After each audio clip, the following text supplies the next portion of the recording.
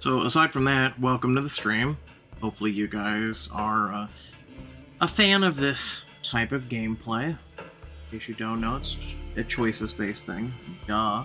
We're going to be picking up where we left off. So do keep that in mind. So yeah. Thank you very much for the support. Make sure that if you do like this, to like, share, and subscribe. And especially the subscribe part, so you don't miss more. Alright? Alright, let's get to it.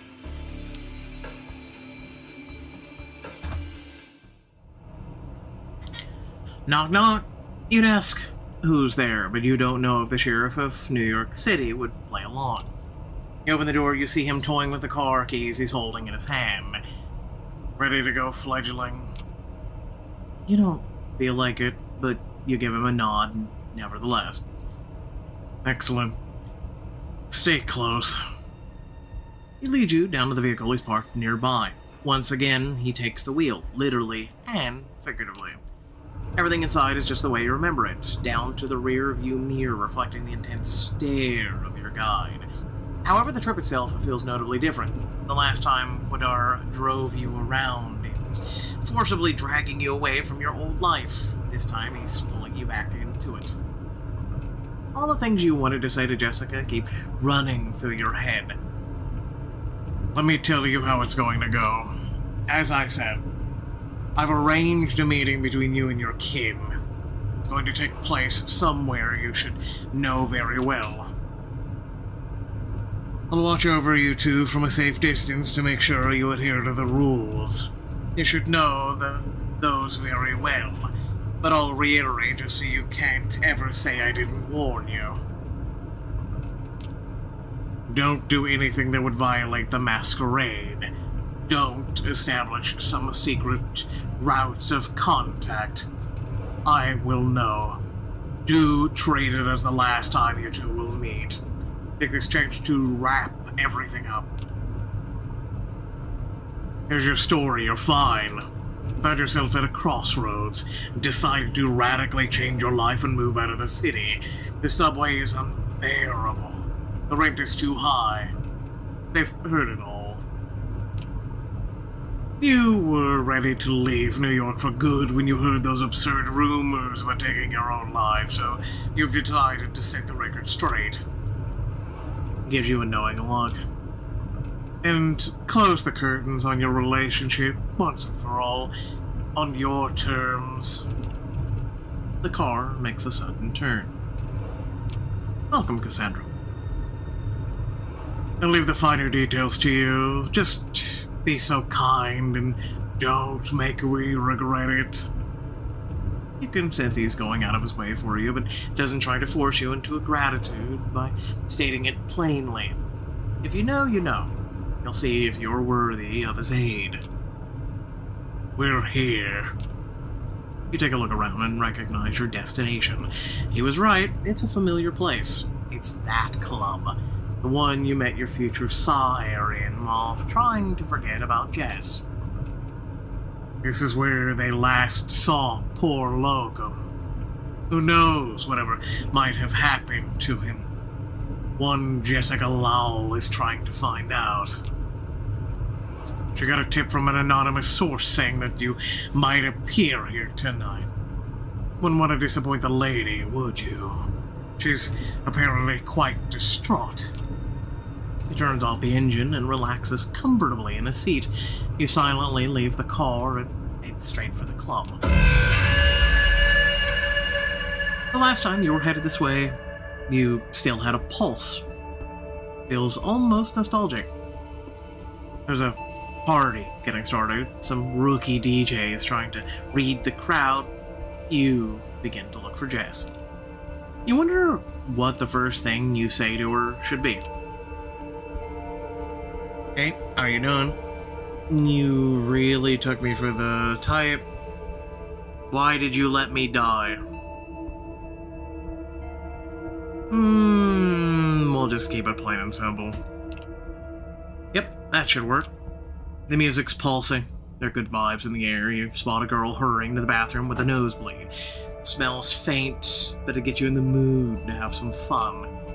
However, Quintier indicated that he's got a pair of eyes around here somewhere. Better stick to the plan. A stupid idea pops into your head if you meet her and she says, "I want to be with you again." What would you do?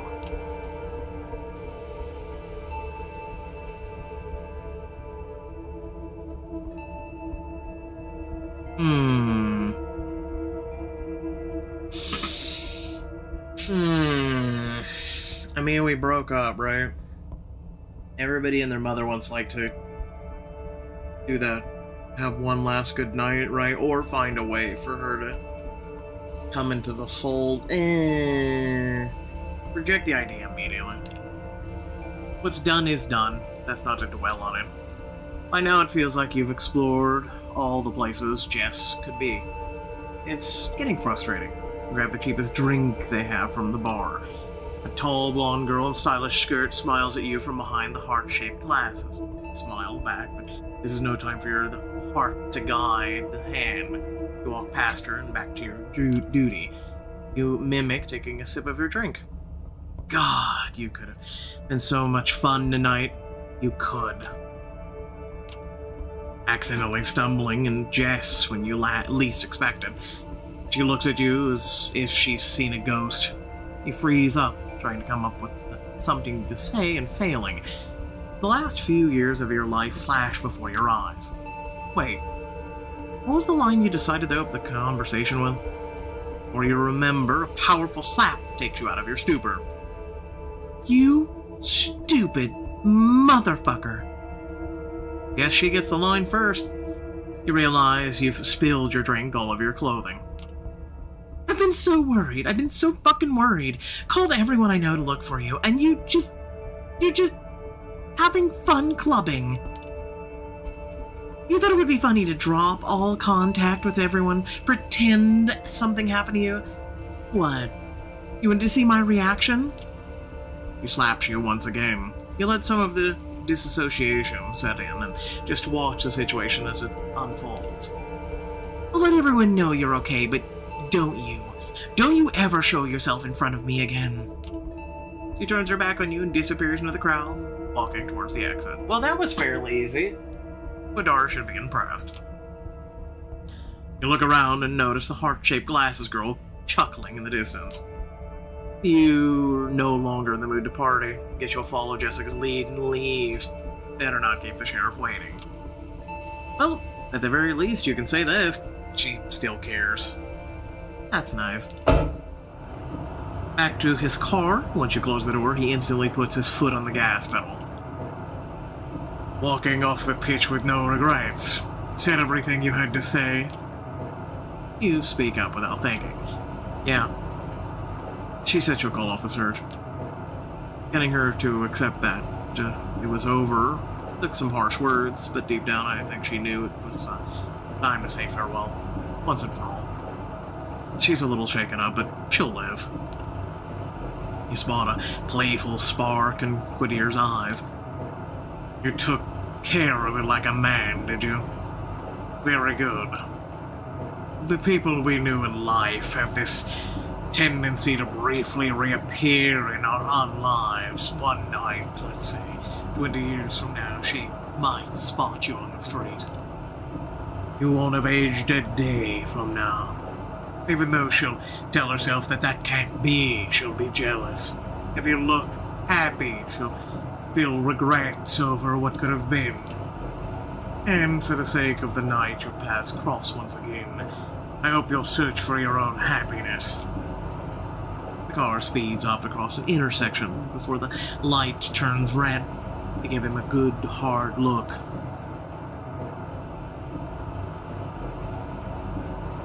Thank you. It doesn't feel like a, how do you call it, very vampire thing to say, but you say it nevertheless. He's visibly taken aback, and his usual furrowed brow smooths out for a moment. Then he takes on a serious, slightly sorrowful expression. Don't suck up to me, kid. Mr. Bad Guy's still here, and without a doubt he will go back to decapitating suckers like you any time now. The car starts to slow down. We're here. You look out the window and see your haven. Take care. I'll see you around. Just pray I don't have to see you too often. But why? I like you. You're building on me. You leave the car and start walking to your haven. Thinking about Quadar. Can't say you're fond of him. What with the welcome he gave you and all, but after tonight, you can't say you aren't either. You're gonna need some more time to understand him, that's for sure. Alright, so we finished the Agathan thing, if I'm not mistaken. We're on part 2 of those. Let's do...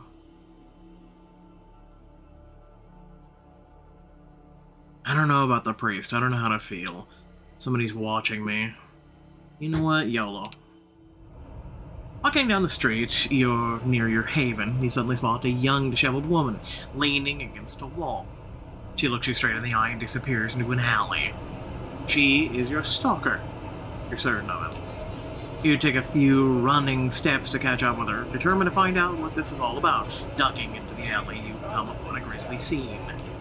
An old man, pensioner really, lies broken on the ground, telltale puncture marks on his neck. 3 vampires stand above the corpse, licking their lips.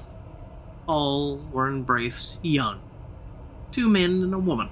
Black hoodies, bicycle chain, facial tattoo. You've never seen them before, and you assume you know why. They're Anarchs.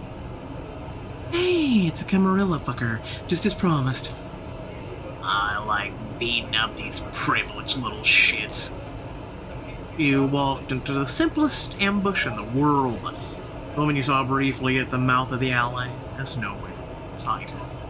Perhaps that shouldn't be surprising given her obvious powers of invisibility.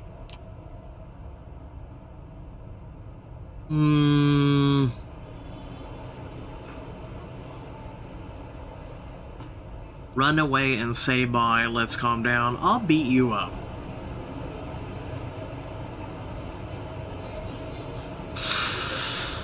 You know, just once. You know what? Let's do this another night. Bye. There's a chain link fence at the end of the alley. You engage the powers of your blood and run past the Anarchs, vaulting over the fence. They run in pursuit, and one has supernatural speed too. However, she struggles to keep up as you slip from the alley to alley, taking a shortcut through a small park and vanishing in the subway station. It's difficult to keep up with vampiric speed, even if you have similar powers. Once you emerge back above ground, you wonder what this means. Your mystery stalker was clearly willing to endanger the Masquerade to get you beaten up. Yet it doesn't feel like they were going to kill you. Whatever it was, your reflexes saved you from a face full of hurt.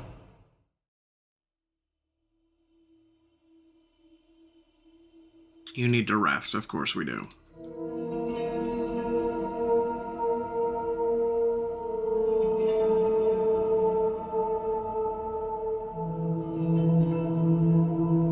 So these are the 3 we haven't touched down here. Let's just start from the top. You started to look at churches differently since your last encounter with Bennett. You're not sure what happened inside, but it was unavoidably real. You felt it. When Bennett mentioned being in the presence of Father Anthony's faith would eventually kill someone like you, an undead being, you believed him. It doesn't seem to be very common, though. In New York, you pass thousands of people every night, and none of them have made you feel so afraid, so insignificant. If you were to encounter someone like Father Anthony in the subway or a nightclub, you would know. There are many churches in the 5 boroughs, and you're pretty sure most of them don't contain someone whose faith can touch you in this way. Yet you've become wary. They just might. Still, tonight the cathedral looks as before, a striking landmark acting as a symbol of faith for people who have no idea that vampires exist in their midst. For them, questions of faith, myth, are theoretical or philosophical. For you, those same questions only define the meaning of your new existence. You sneak into the cathedral like an old hand, as if going to church has been a regular part of your life. Inside the cathedral is almost deserted. You're not sure if you'll be meeting Bennett alone. The idea of feeling Father Anthony's faith on your undead flesh freezes you with terror. He's waiting for you in the front pews of the cathedral in the exact same spot where you saw Father Anthony. Worried, you approach, but you don't feel the touch of faith that shook you before. He nods as you sit next to him in the pew.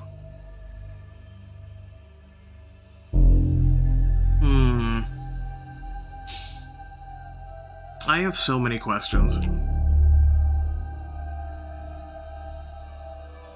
I thought a lot about our last meeting. There are so many questions, and I'm not sure where I could find the answers. I can tell you some things, but you'll grow dissatisfied with me, and you want to find answers on your own. The quest will never end. You've had some time to think. I'm guessing you found the touch of Father Anthony's faith hard to ignore. For most people, God's presence is a question of faith. When I talk with Father Anthony, it feels like proof.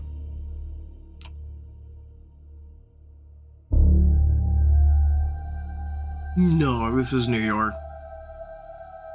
He is fervent, intense as he speaks. It's clear these questions have consumed his existence. Perhaps they'll consume yours too. And yeah, no, the art is really good.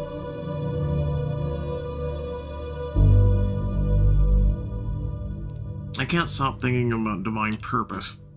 I just can't get the idea of divine purpose out of my mind.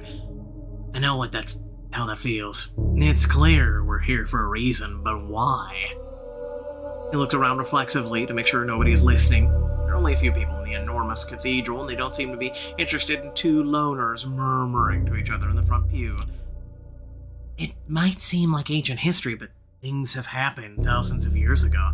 But time works differently for our kind. Dictionary updated.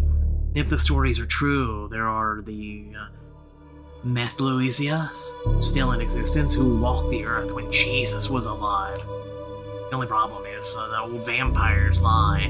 They adjust history to suit their egos.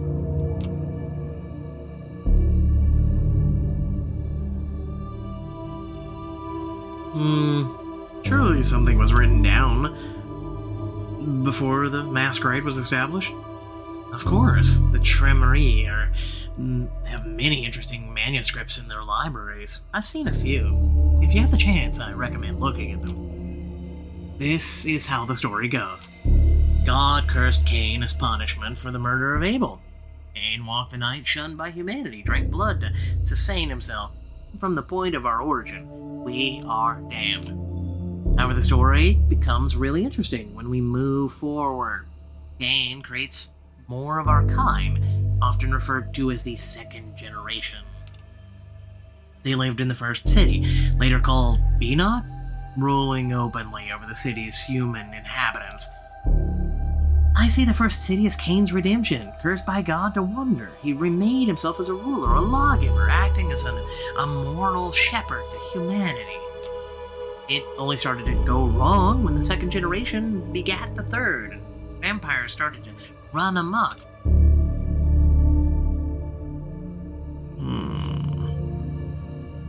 What happened to the first city? It was lost in the deluge. Noah had his ark to save him, but our kind had to rely on the gifts of the blood. If you're skeptical about this piece of history, remember that even a local flood can bring massive destruction. After the first city, Cain largely departs the story.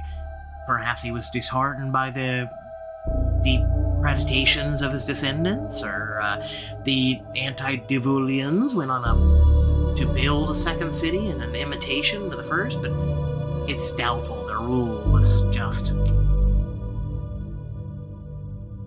There are people moving in the cathedral. Both you and Bennett have made sure none gets close enough to hear you talk. Many of the people you've seen here have been elderly, disabled, so it's not surprising that you hear the squeak of a wheelchair. What alarms you more is that you overhear an older woman speaking with a Russian accent mention Father Anthony. Let's find Father Anthony, see if he can help us. From what I've heard, he is an exceptional man. You turn to look and see two men and a woman. All three are in their 50s, clearly well worn by life. One of the men pushes the woman in a wheelchair. She's dark-haired, intense, seemingly only half in this world. Yes, exceptional, but he does it like moles. The speaker is shorter of the men, more animated and worried. He was probably a strong man in his youth, perhaps even an athlete.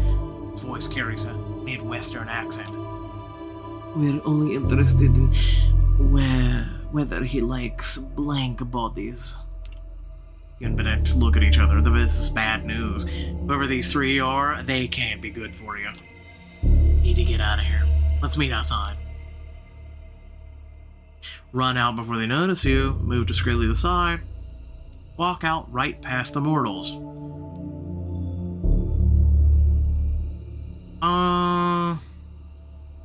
If I'm not mistaken, using our blood thing drains more of our power / blood to where we need to feed more often. But, we'll see. I'm not clear on that.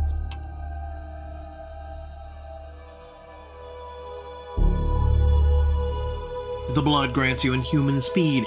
You decide to run out before they have a chance to notice you. Keep low, run your way to the side, stopping to take in your surroundings once you're in the shadow of the mighty pillars holding up the roof. He had the exact same escape plan as you did, and you share a look before continuing running. Speed doesn't equal invisibility. Not exactly. Still, none of the mortals inside the cathedral focus their attention on you. If they blink, you're already elsewhere. Another moment and you're outside, slowing down in just time to avoid looking suspicious as you emerge on the street. That was a close call.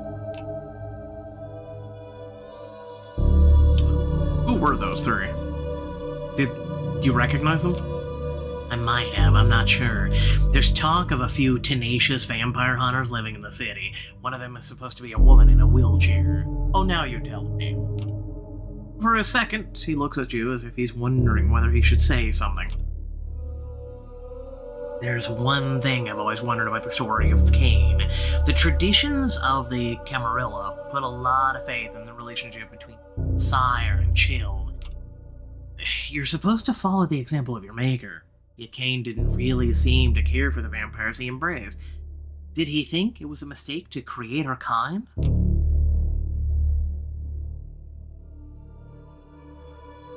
Do Kindred even care what Cain thinks? Well, most don't. Still, he was a progenitor. You know, I'm Sophie's child, and you're her protege. It's amazing that we share an appreciation for the mythologies of our kind, considering Sophie has very little interest in questions of the spirit. Stare at him. You knew there was something he wasn't telling you, but in all the talk about Cain in the first city, you forgot about it. Now the only question is, what does this mean? Does Sophie know her child is talking to you? Probably not. Don't hold it against me, but I admit finding some pleasure in seeing you suffer the effects of Father Anthony's faith. I suppose that's the demon in me.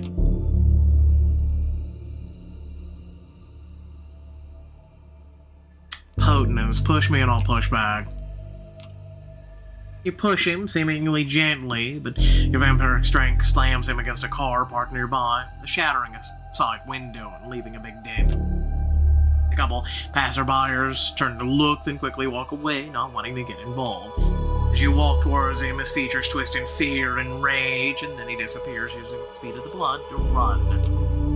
Doing this on the street might have been a bad idea. You're left wondering whether there will be repercussions. I didn't know we were going to go that far. I thought we were just going to say it.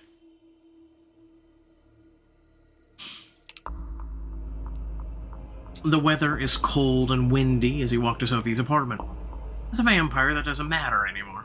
You may have been saddled with the eternal hunger, but at least you can ignore the wind chill. As soon as you come to the door of Sophie's building, she storms out murmuring into her phone. Yes, I know, don't worry.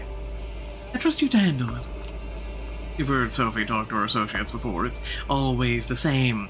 Generalities, vague suggestions. Makes you think she's involved in mysterious machinations, and yet doesn't tell you anything. She is dressed to kill. But there's nothing unusual in that. She likes to make an impression. Black car with tinted windows is waiting for her in front of the door. A chauffeur steps out to open the door for her. She notices you. I'm glad you're in the neighborhood.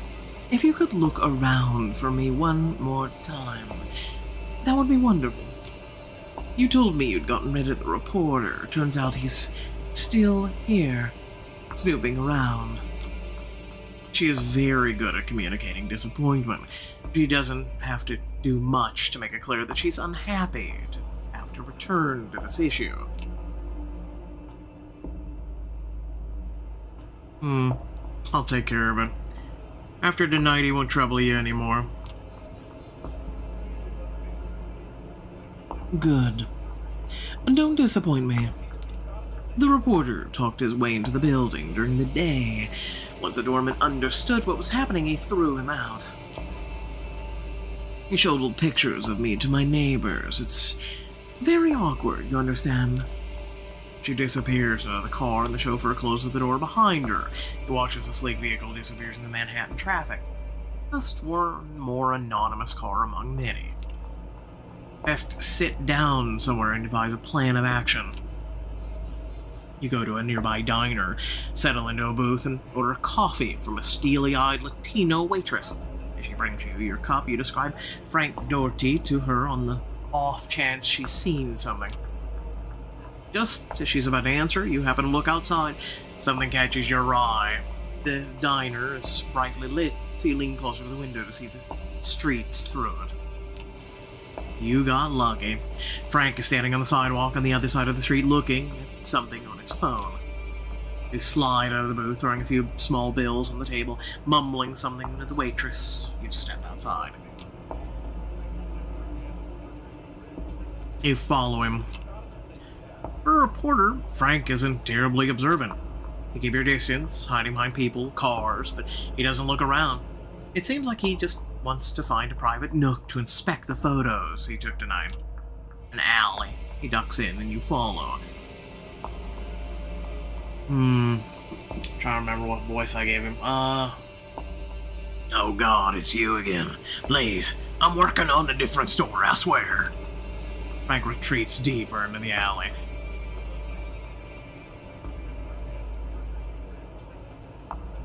Let's have a friendly chat.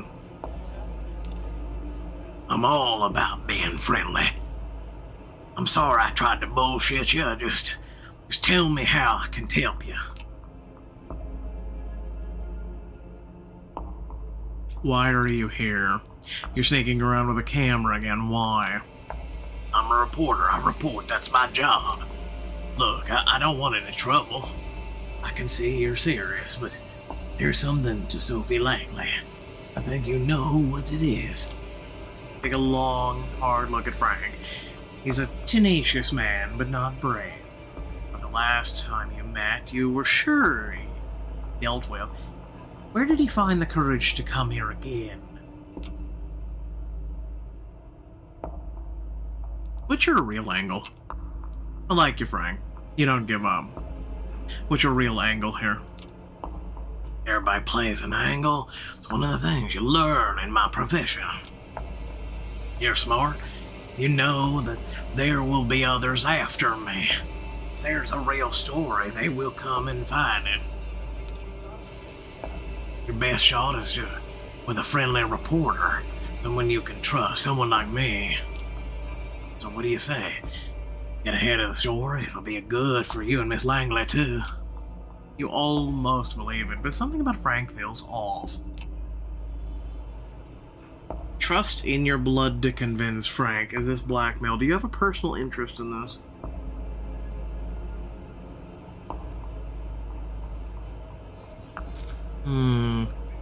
Trust in your blood. You don't say anything at first. It's easy to dismiss Frank as a joke. A has-been. Yet there's something beneath his talk, another story. A moment of silence is all you need for your presence to properly register in Frank's mind. He's too weak-willed to resist.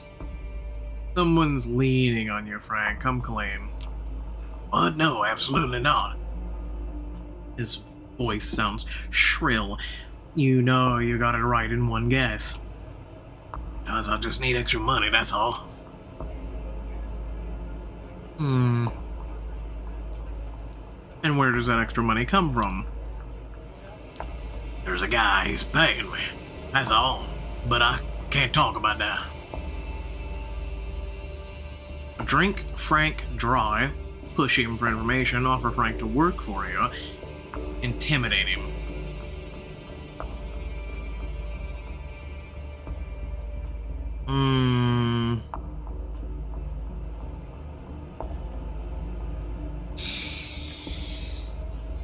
Potence. Use the powers of your blood to grant yourself incredible strength.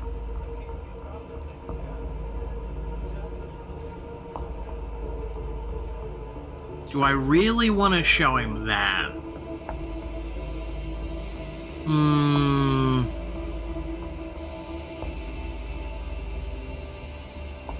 I feel like punching a wall would be too much. Throw him across the alley. These are all tough choices. We'll throw him across the alley. Hopefully it doesn't, you know, act too obscene. You pick Frank up by his jacket and throw him across the alley. He's a heavy man, but he flies through the air like a rag doll. For a second you think he broke something, but he staggers back, clearly hurt, but still able to move. Screaming in primal fear, Frank turns and runs. He stumbles in his panic, trying to move faster than his legs allow. You're pretty sure he won't be back, at least not on his own accord. Something in the power you display got to him. It feels good to use the power you have as one of the Kindred. Still, you wonder whether it was a good idea to demonstrate your capabilities so brazenly. That's what I was kind of worried about, in case, like, he's got some camera rigged or, you know, rest time. You come back to your haven after a long night on the town. There's still some time before the sun comes up, but sometimes you just need a little break. Relax to watch TV. As you open the door to your haven, it's clear something is wrong. You hear moaning from within. Stepping cautiously inside, you see a man splayed on the floor. 40, strong build, black suit. One of Sophie's servants. His face is a mess, and pieces of bone are sticking out of his leg. The ghoul moans through his broken teeth, only half conscious. Just as you're about to do something, the door to the apartment flies off its hinges in a loud crash behind your back. Freeze! Don't move! You turn around to see at least 6 police officers storming your apartment. 2 point guns at your face, while the rest spread out to check the other rooms. One of the cops pushes past you into the living room. There's a body there. We're going to need an ambulance. He's still breathing. Bewildered, you gather your wits. There must be some way out of this ridiculous situation. Presence, calm the cops down. Please calm down, this is a big misunderstanding. The cops hesitate and lower their guns. Can you explain what's going on here? As the rest of the police search the apartment, you decide the best course of action is to buy time. You're glad you followed Sophie's rule that Haven should never have anything that endangers the Masquerade in it.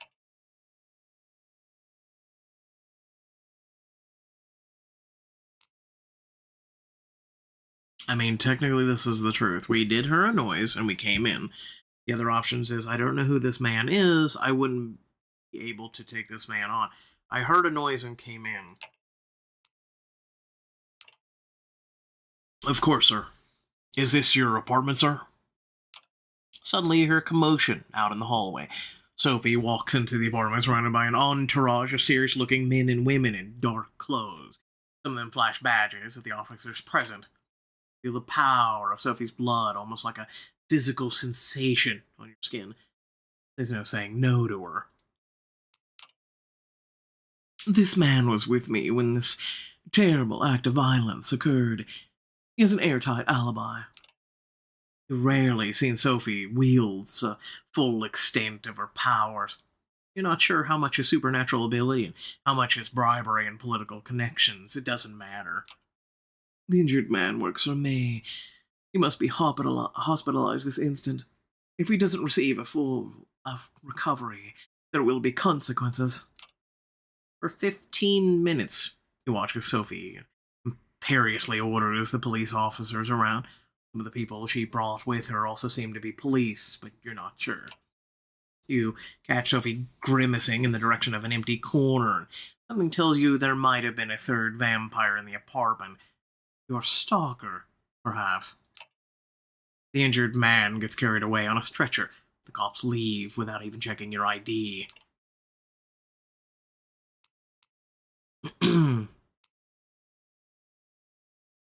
How did you do that? Blood. Connections. You'll learn it too. Some night. Your stalker was here, but now she's left.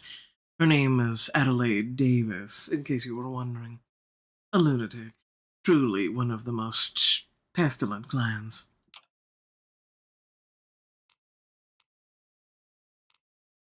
Can we talk to her?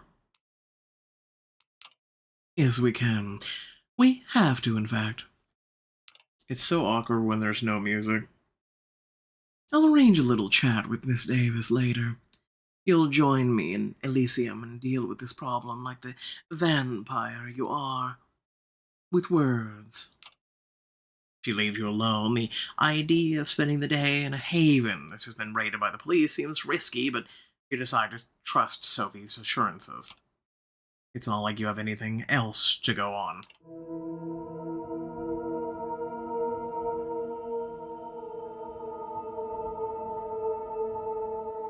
This is the whole talking to her part. Visiting Elysium with Sophie is always a humbling experience. She's connected, well-known, important. You're nobody. You've always known this, of course, but it's especially apparent when you arrive with her. Everybody knows it's her, and she drinks it in like it's her birthright. That's Adelaide Davis. Let's go say hello. He's about the woman Sophie's referring to, Adelaide, your stalker, intense, disheveled, young-looking. Malkavian, if you've understood it correctly. As you approach, Adelaide looks at you with an undisguised hatred. My two favorite people. I love you too, Adelaide. She looks from Sophie to you and laughs mirthlessly. The sound is creepy enough to make people glance towards you. I'll never stop. You should know that. I'm relentless. What is this all about? I understand why you hate me, but why hate Locum? She looks so angry for a moment you fear she'll hit you. Elysium or no. As if you don't know, they called me a creep. Wait, when? Where? What? That's very insulting, especially to somebody like me. Was that when you were creeping, invisible, in my haven? Yes! Well then, I was right. Sophie sighs. You have to stop. Otherwise I'll have to take this to Quadir. Do that. I have friends much more powerful than him. I'm sorry, I apologize. I was just scared. Please, just stop.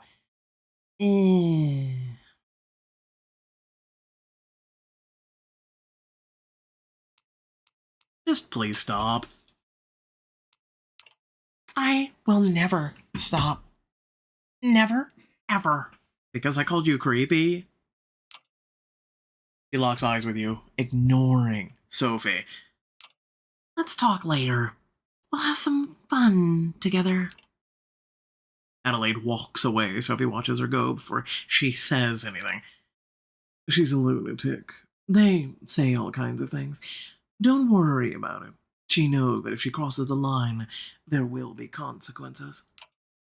Sophie steps away to chat with her friends, and you look at the kindred around you, wondering how many would really help you in times of trouble. Probably not many. So apparently we completed the Adelaide story, which is get out of here, stalker.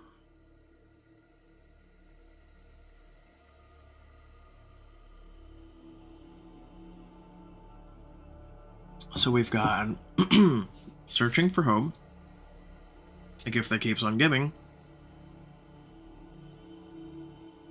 or Jezebel's childer.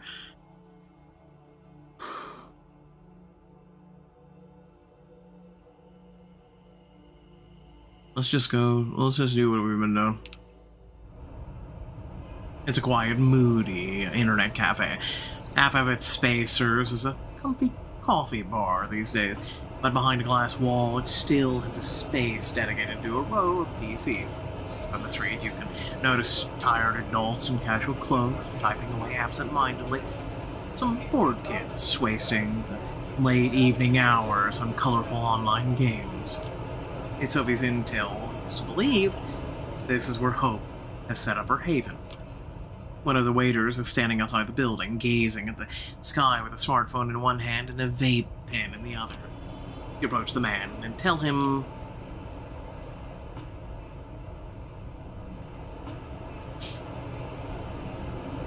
I'm looking for Hope.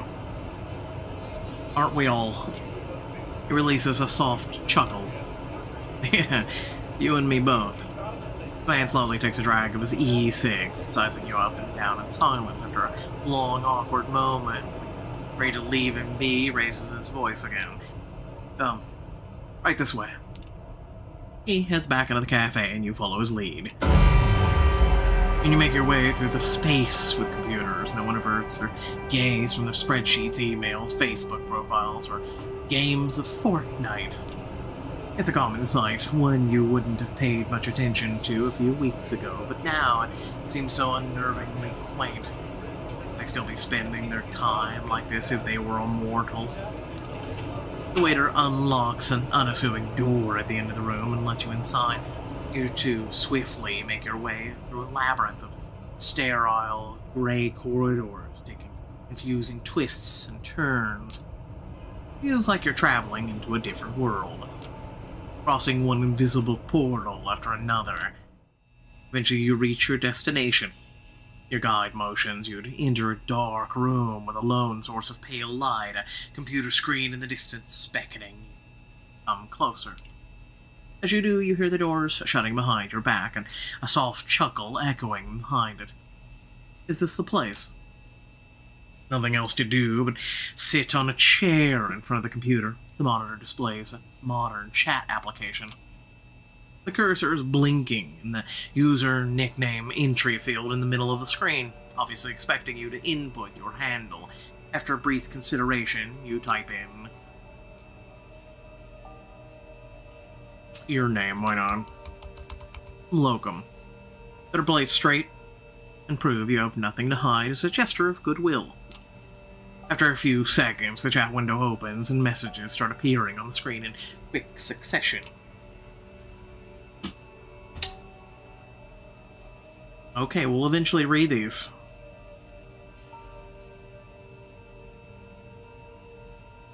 Eventually. Oh my god. Alright, let's scroll all the way back up.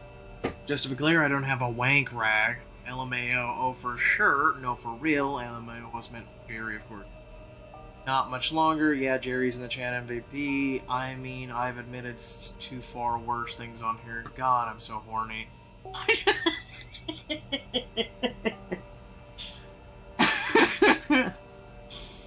Not sure why I'd have to need to lie about this one. OMG, literally, who cares? You and me both, bozo. Wait, who's Locum? Locum, no idea. A new user, wasn't here a second before. What the hell? Has anyone informed? No announcement. I know I wasn't. Jerry. Locum, identify yourself in 2 minutes or get banned. The chat goes silent. Everyone seemingly waiting for you to say something before proceeding. It must be a close-knit group. Better say something before they kick you out. I'm looking for Hope. Is she here? Who the f*** are you? This was... Okay, well, we're gonna have to wait for those.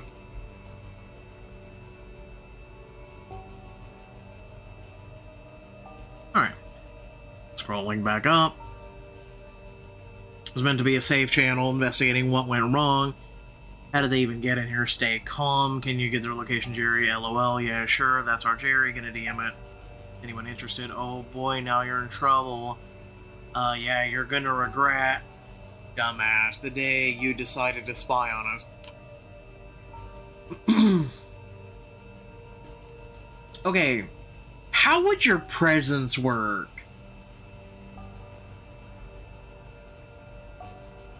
Presence works through the online world because that's kind of amusing. You know what? I'm gonna try it. You've had enough of these trash-talking randoms. Time to teach them some respect. Your blood fires up, ancient power starts coursing through your veins. Fingers start tapping the keyboard buttons on their own. That's it? Okay. You people better stay quiet if you know what's good for you. You have no idea who you're messing with. You will obey me. The chat goes silence once again, and then it explodes.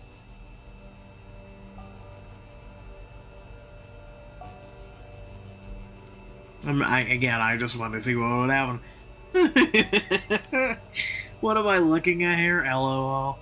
Oh shit, watch out, he started typing properly. I'm so glad I decided to log in earlier today. Someone literally renamed their name. Fuck Locum.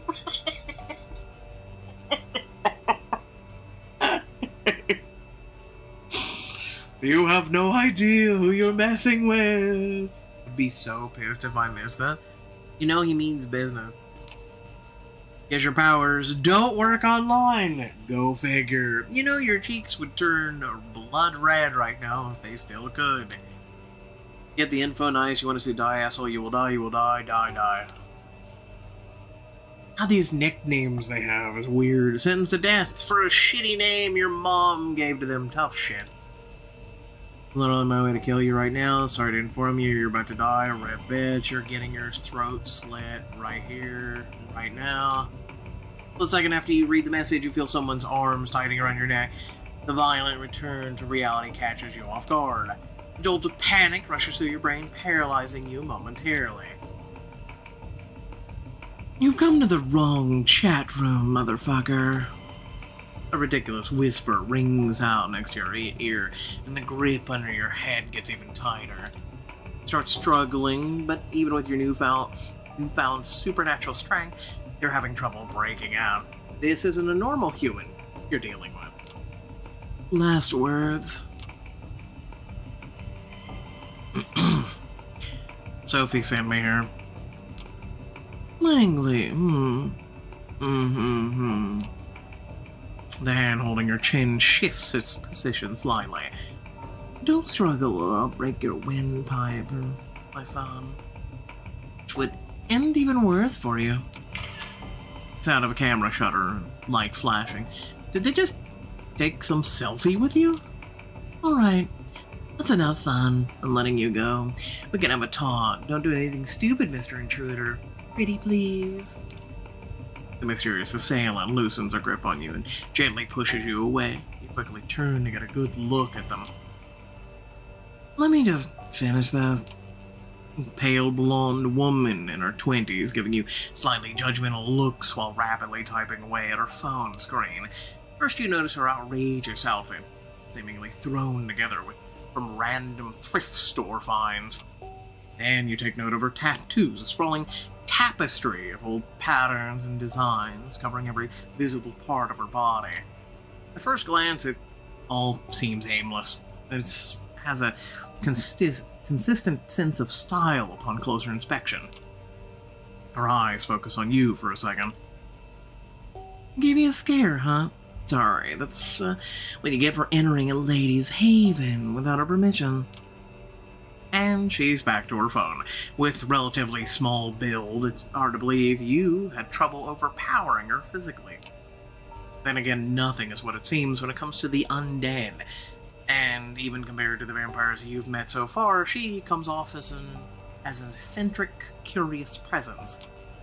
She shoots you another glance, noticing you're still cautious of her. Calm yourself, man. I won't pull anything like this anymore. And it was just a... feel stupid saying out loud. Vibe check? Vibe check. Yeah, I got a glimpse of your vibe on the internet and in a dangerous situation. I'd say I got a pretty good idea about who you really are. I'm Hope, by the way. If you're here, you've probably heard of me, so I went ahead and skipped the pleasantries, but come to think of it, I might have skipped too many of those. Yeah, she definitely fits the description you were giving by Sophie. I still can't believe you got so mad online. You actually tried to use your powers on people talking trash about you from who knows where. Jesus. Listen, I thought I would give it a try. Okay, leave me alone. But you know, I kind of respect that dedication. It's amusing. Anyway, don't worry about the chat. It's all game to us. No hard feelings, okay? I'll introduce you properly later. On the monitor, the chatter continues normally. Your visit is like yesterday's news. No longer relevant to anything. But, look. If we're gonna talk about you, you should have something to say. What are you doing here? About time she asked. Note to self. She really loves the sound of her own voice. You know, for the second time, Sophie Langley sent me. She hope rolls her eyes. Yeah, you said that already. You think I'm an idiot or something? I'm gonna say this once. Only once. Please, please, please, don't be boring. She starts tapping at her phone again after a few seconds. Some kind of realization dawned on her face, and she turns back to you. Wait. Shit. Are you the new Langley plaything? Word seems to be getting around fast. Of course you are. It was obvious the second Langley got her hands on her new servant, she'd start building a network. Your omissions tell me that could really come in handy when Langley... Oh, that's a risky game. This kind of ambition attracts too much attention. Piss off, but then, again, fucking aura. She seems to be having a spirited argument with herself. Only parts of it audible. Is it just you, or do her facial expressions and body language change a bit between one sentence and the other? Where you make certain it's not just your eyes playing tricks on you, she focuses half of her attention back on you. The other half, of course, still obsessed with her smartphone. Listen, I'm not saying I'm not interested in, cooperation, but before I make a decision, I need to make sure you sort of understand me, and that I sort of understand you. And since I was planning to put on a show before you came here, I propose a little game. Hope absentmindedly spins her phone in her hand, considering how to put her thoughts into words. She brushes a switch on the wall and flicks it. Neon lights flare up, illuminating the room. You take a look around. Is that the kind of room that I think it is? Yes, it is.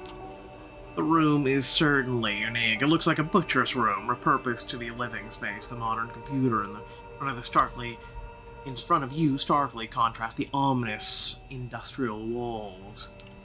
At the back, there's an overwrought bed covered in velvet, with neat hooks hanging above it. On top of the bed sheets, you notice what seems to be pieces of an elaborate S&M equipment and a camera. Wait a minute. You want my help? Moderate my cam show. Really? Cam show? Your eyebrows twitch involuntarily. This is definitely not the kind of request you expected to hear tonight. You notice your confusion. Take it or leave it, buddy. You just became a Kindred. You want to become my partner in crime? Show me you can handle yourself while watching my back in everyday environment.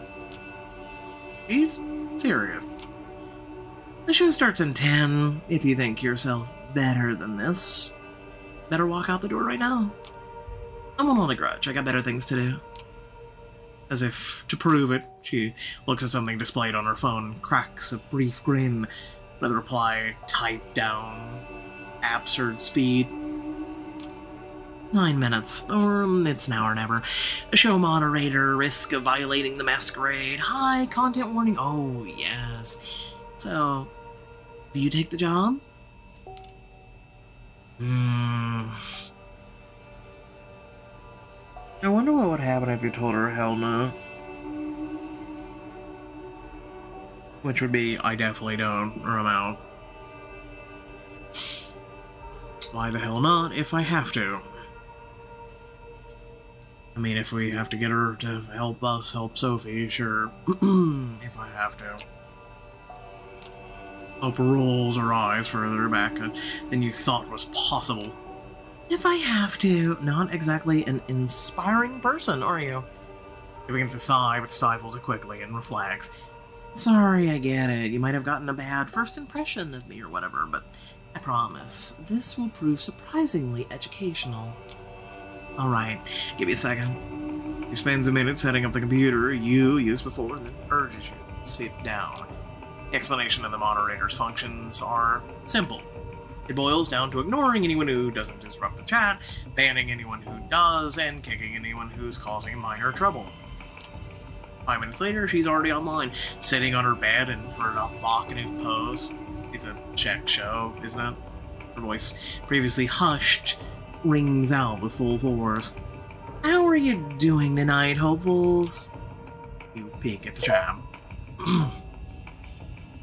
We're not worthy, Queen. F&A. Angel. TOT. Hell yeah. Time to...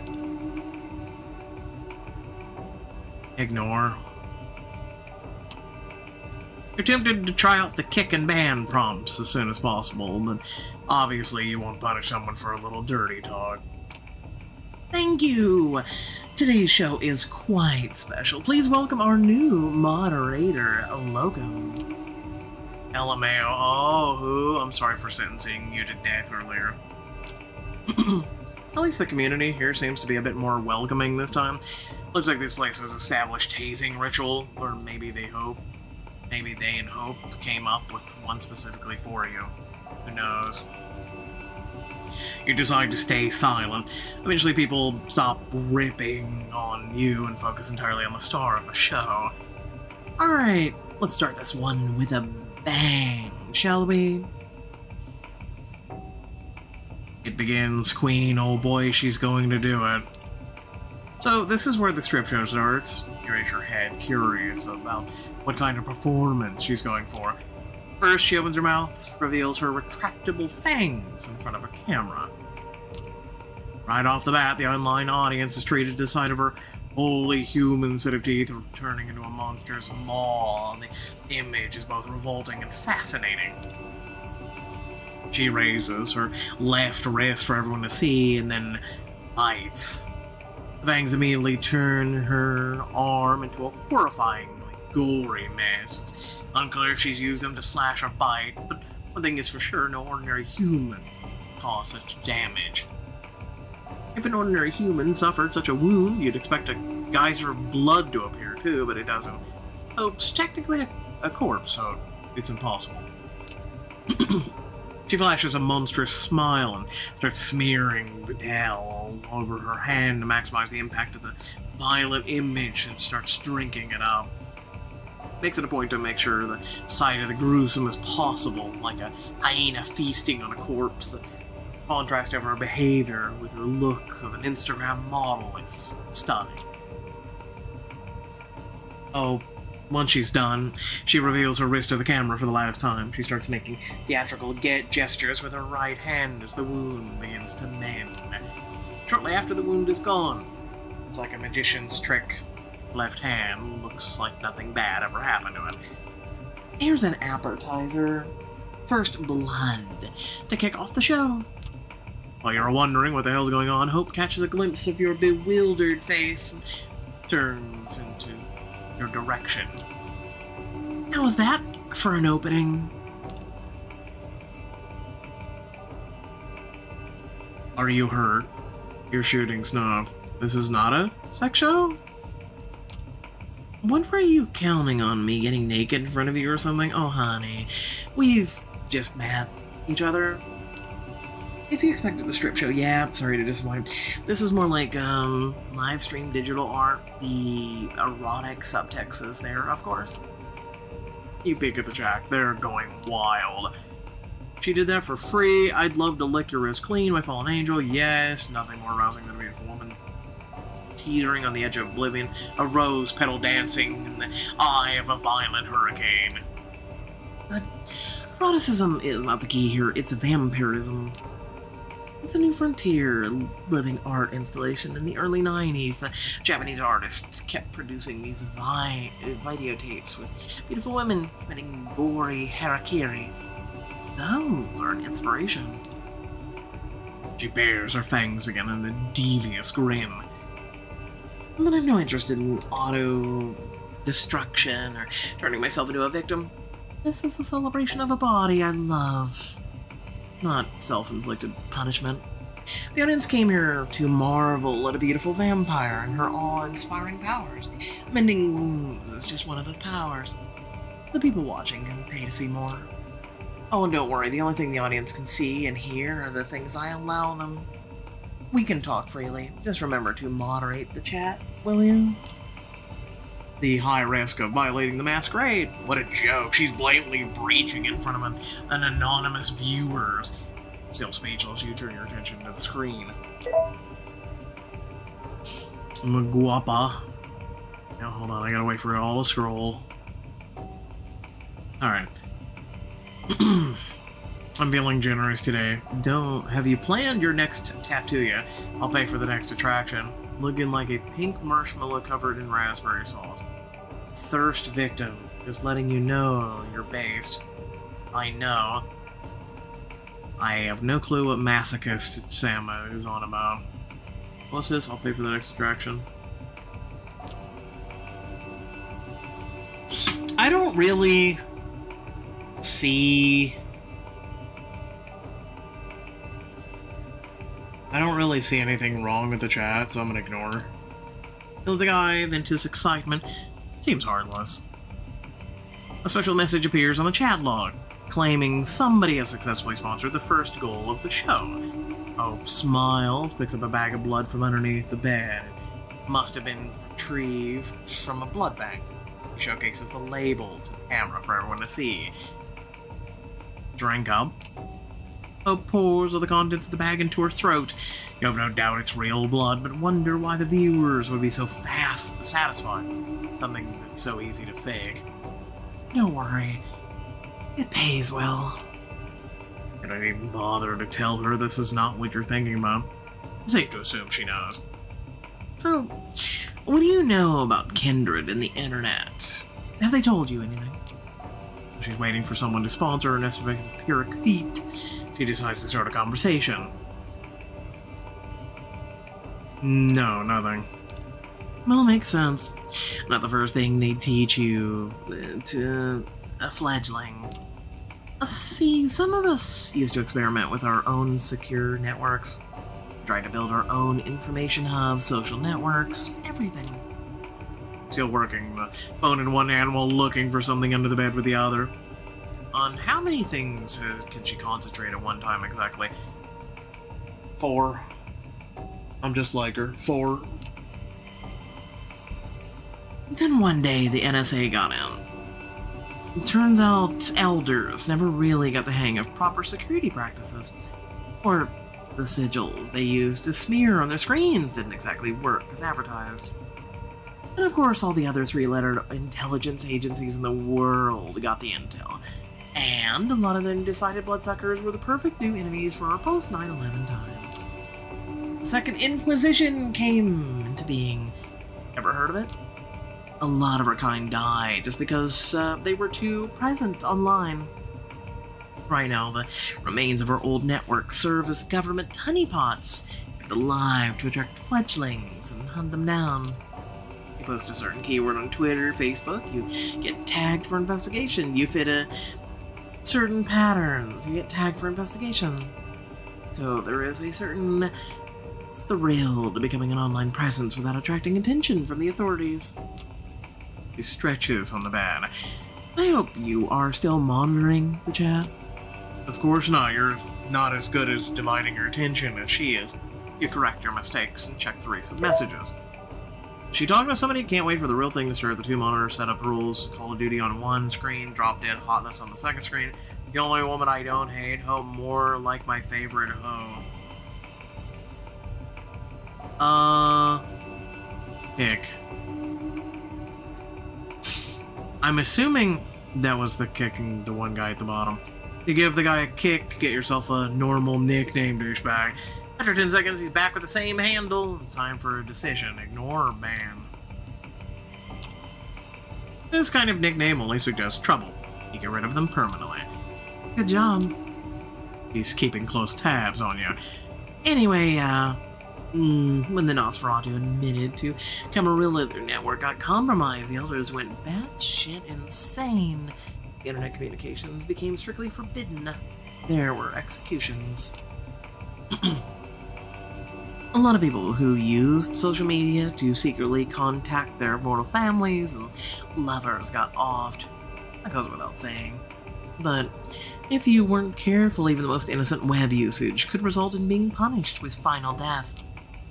Next user, Dick Steele. Oh, Jesus. The next goal has just gotten successfully funded. Let's go. Vanishing act. Dehumanize yourself and face the bloodshed. She raises her hand, 3 fingers up, 2 fingers up, 1 finger up. The countdown ends and she immediately disappears from the screen like a ghost.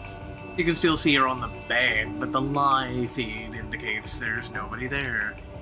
When you deeply focus on the digital image, you swear you can make out some unusual glitching where her silhouette should be, but it could very well be a placebo. You ready for this? 3, 2, 1. A flash of the camera, the instant she reappears on the screen, she takes a selfie, sticking her tongue out in a provocative manner.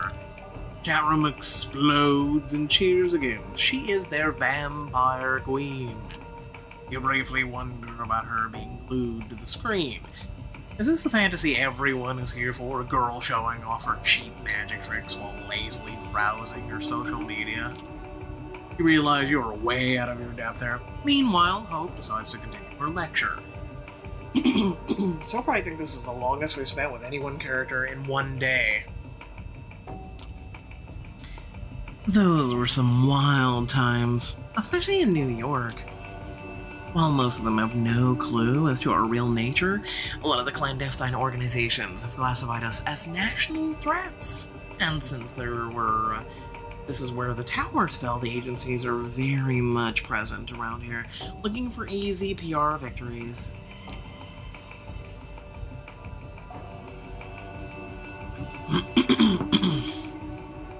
The latest SI raid here was just a few years ago. This big one stirred up the hornet's nest. Something fierce. But although it's 2019, NYC is ruled by someone who got embraced before World War II. And the cam as a whole got really spooked and swore off the internet. Of course, they're not dumb and understand that you can't really coexist with modern kin without the internet. Yes, you can. You just get off the internet. It's a gray zone right now. Like, piracy, technically frowned upon, but let the one without sin cast the first stone. The SI is a real threat, no joke. But in so many senses, the darkest place is right under the candle. Never actually thought about that, and she is correct. You take another look at the screen. Can you change your name? Fuck Locum's annoying me now. We want blood. How about some bat stuff? Can you do some bat stuff? Can you show us next time? It's been a long, hard day. Please give me a shout out. A familiar name pops up. Masochist Sam.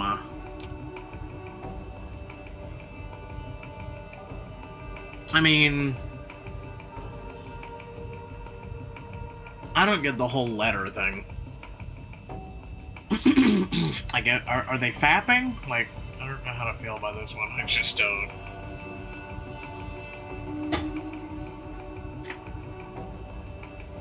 I'm just gonna go ahead and ignore. The guy seems to be having the time of his life. Good on you, buddy. Just... Wait, what? You're just gonna let this guy talk shit up the chat? Come on, it's your job to react to spam. She lets out a dejected sign, kicks the guy from the room herself. Can't imagine she's too satisfied with how you handle the situation. How? Who was talking shit? All I got was a bunch of spammed letters. And I guess it was spam, but You know, maybe he was, you know... anyway. Oh yeah, fun fact about being a vampire. We can sweat and pee if we just exert ourselves really hard. None of us can even orgasm. We can even cry. Just only tears of blood. It's something I've always dreamed of doing when I was 14. So romantic. And it drives them crazy.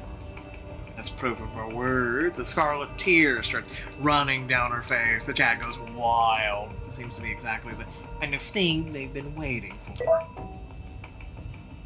The angel... oh, well, I gotta wait.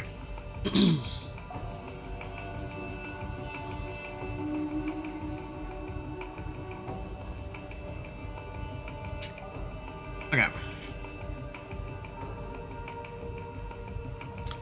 An angel that fell down from heaven. Oh my god, she did it again. Beautification. Beautiful. Hope your tortured soul finds some calm eventually. Can you imagine USA assembling a blood-sucking squad that could cruise by the border and suck blood out of any illegal they found? The very thought gives me the biggest boner kick. Just to be clear, you realize that what we're doing is a blatant breach of the Masquerade, right? I just expect you to leave or inform somebody by now, but you haven't, have you? You try to focus on the chat. A familiar nickname is displayed on the screen. Oh, fine. She wanted him kicked last time. Ban. Looks like Mr. Mastercus needs a longer break. After you ban him, hear Hope's voice. Good job handling that guy. Great. Nothing else works out. Seems you're fit for this job at the very least. I don't know.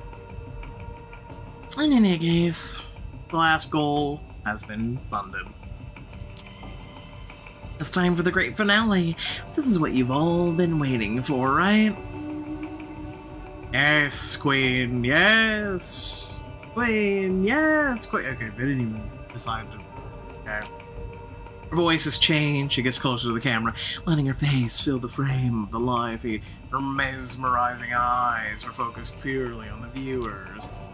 You want blood? Come out into the streets, claw at your fucking neighbors' throats, slash their veins, and drink up. Yes, Queen. Yes, Queen. Yes, Queen. Hope's presence becomes absolutely horrifying, and it influences the chat in some incomprehensible way. Everyone starts typing like they're possessed. Liberate yourself from the shackles of ordinary mortality. Make them scream. The warmth of their entrails. Okay, now they're all like that one guy. What the hell is she doing to those people?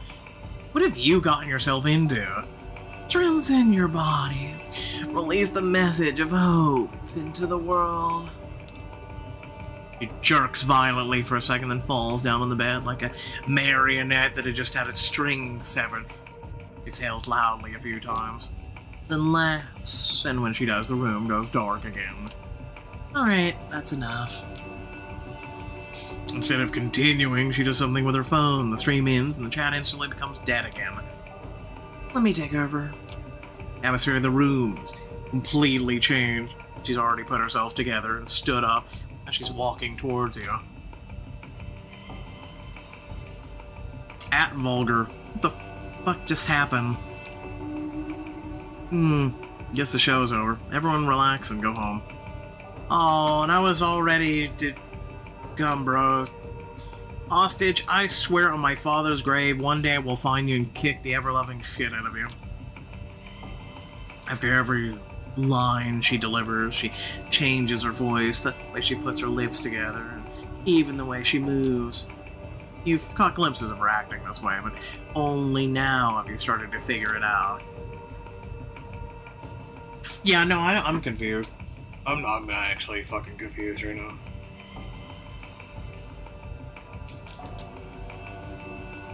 What the hell just happened? So she's able to control people online? Because it shows Hope, it shows at.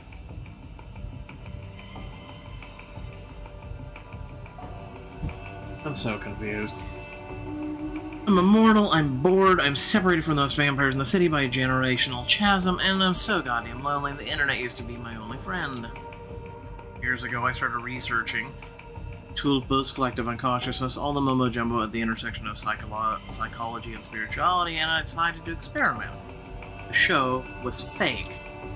A few years later, I was an Instagram fashionata, successful erotic model, a vital part of pop culture Camarilla, a viral shit poster, a cryptocurrency expert. A lot of my internet selves started signal boosting each other, paving the way for new ones. I became a one-woman empire surrounded by legions of psycho-fans. The chat was fake. Some may think of it as a dissociative identity disorder, but that's some bullshit. Everyone has gotten online alter egos they buried. They just resurrected them, gave birth to new ones, and let them crossbreed. constant typing on the phone, even during the show. Somehow she's capable of impersonating an entire chat room. That's impressive. I don't even have a self that could disassociate or be mentally ill. I'm a host, a living database.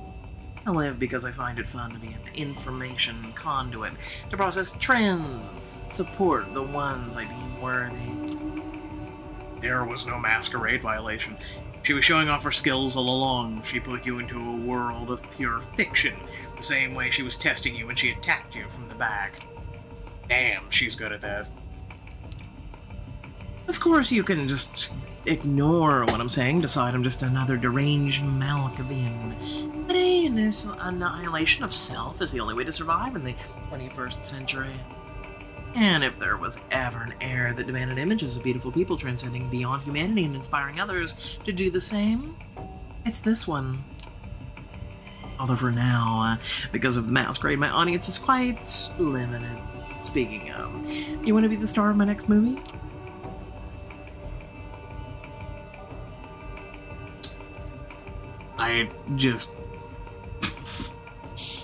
I'm so concerned.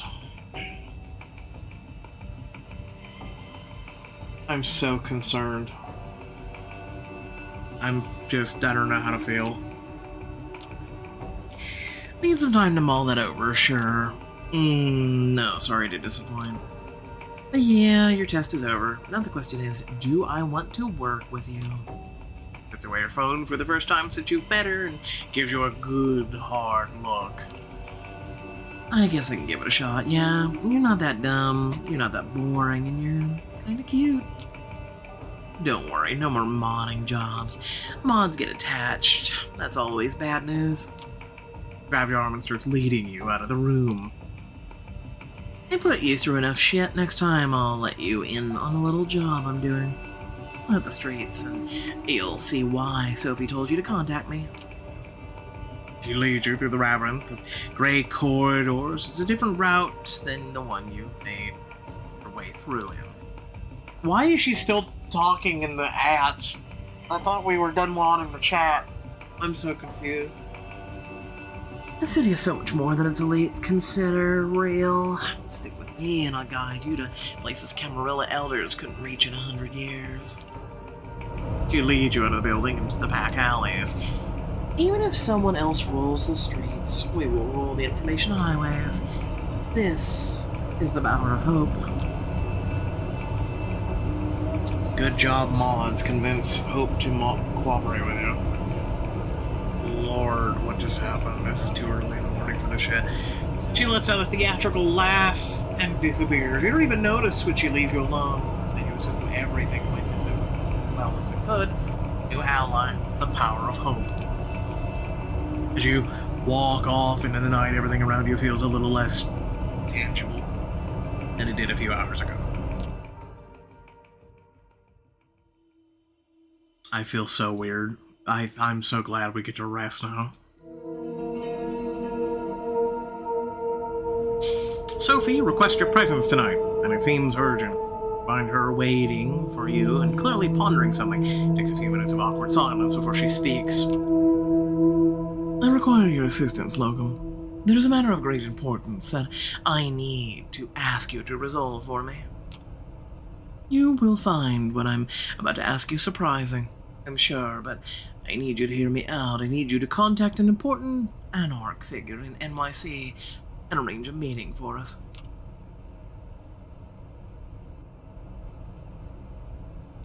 Aren't meetings with Anarchs forbidden? Wait, I'm pretty sure you're not supposed to meet with Anarchs. We're at war, right? The princes look unfavorably at those who meet with the Anarchs. That much is true. You will find that with this, as with many other things, the Camarilla's policies have more than their share of hypocrisy inherent in them. It comes hand in hand using medieval power structures. What we are forbidden to do, the prince may do willingly. Some of these things can be done in the open, while others are kept in secret, as to not invite discord and discontent. I need to contact a man named Torque. He's an influential member of the movement, and, like most of them, very suspicious of the Camarilla. That's why I'm sending you to extend my invitation. What are you scheming? Say I arrange the meeting, what next? I have something to offer. A chance to set things straight, both for the Anarchs and for us, especially for us. From my limited sources adjacent to the movement, I've gathered that your best chances to speak to Torque is to first meet with his right-hand woman, Mia.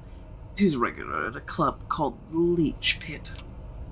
I think it may be best if you presented yourself as an Anarch hopeful, a fledgling looking for a place of belonging. Only after you talk to Torque directly should you mention my name in the meeting. Lying to them won't make them trust me. When they find out the truth, they won't be happy or eager to work with us. That might be true, but if you tell Mia outright that I sent you, she's likely to cut you off. She hates our sect and will be difficult to make her listen to reason. After tonight, I suggest we do not speak of this again until you arrange the meeting. There are many who will jump at the chance to use this against us. With Kaiser, you have proven that you can get the job done, even if it requires additional legwork. I trust you to deal with this task as quickly and covertly as possible. Forgive me, but that's all the time I can spare tonight. What I'm asking you to do is just a part of a bigger whole. Trust me, and it'll all be worth it. It better be. I'm risking my neck here. When I met with Torque, you will be there, and much will be revealed. I think that when you hear out our discussion, you'll be glad you helped me set it up. Check with Gregory for the address of the Leech Pit. Have me introduce you to Torque. When she does, tell him I wish to meet. Let him pick the time and place. But let it be soon. If he proves too guarded, tell him I have something that will help him gather allies against Boss Callahan. That should pique his interest. Good luck, and obviously not a word about this to anyone else. Not even any new friends you might have made in recent nights.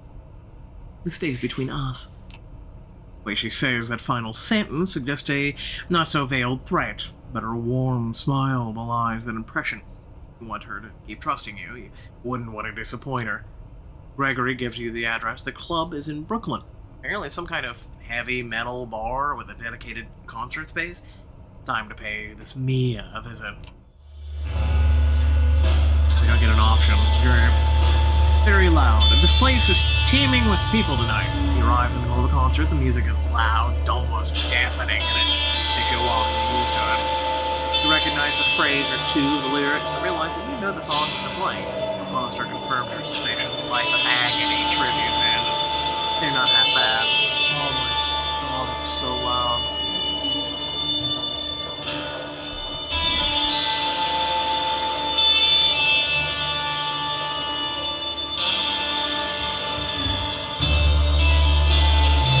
Nope, that won't turn it down. Alright, let's turn that down low. Whew. Little ear piercing, you know? A group of a dozen patrons are tightly packed together, the smell of their sweat and youthful, excited blood overwhelmed the moment here.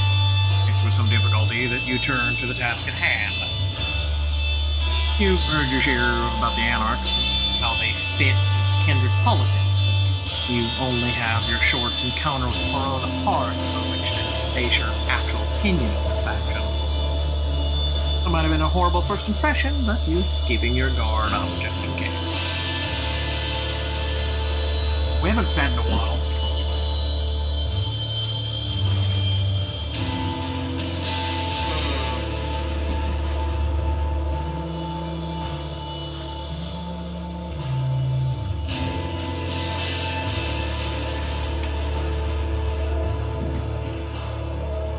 I'm taking feed. This is too scary. No, it's not.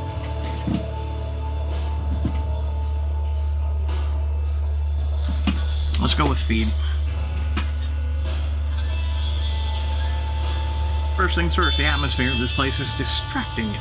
With the beast nagging you to be fed. If you're to put your best foot forward, you'd best get the meat out of the way, temporarily. The place brims with opportunities. You decide to make it to the easiest to just grab a somewhat drunk concert goer that strikes your fancy and see whether they'd be willing to indulge you. Sure enough, you chat up a tipsy patron and hit it off quickly.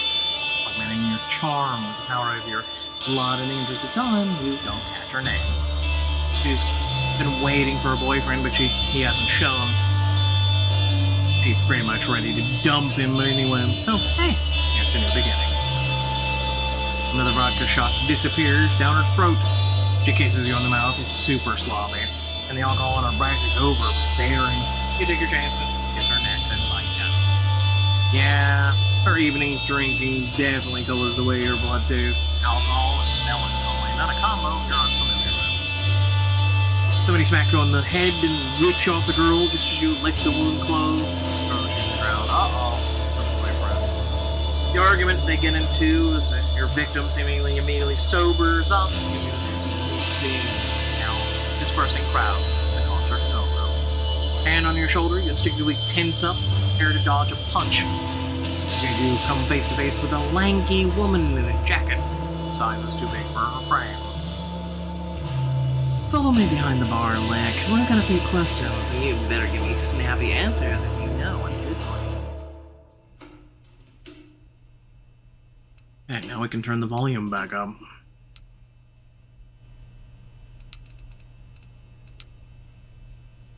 She leads you through the bar to a back door that leads you into a side room. Indie metal band posters are plastered on every wall. We're 20 or more years old, judging from the tour dates. Old sticky table, some rickety chairs are the only pieces of the furniture here. Sit down. I think I'm comfortable. Thanks. She shrugs her shoulders. Suit yourself. She leans against one of the walls. Name's me. I'm guessing your visit here isn't a happy coincidence. I don't know you. So you're either new in New York or kept an outstandingly low profile. Both sound suspect. So before we take these pleasantries further, answer me this. Who do you run with?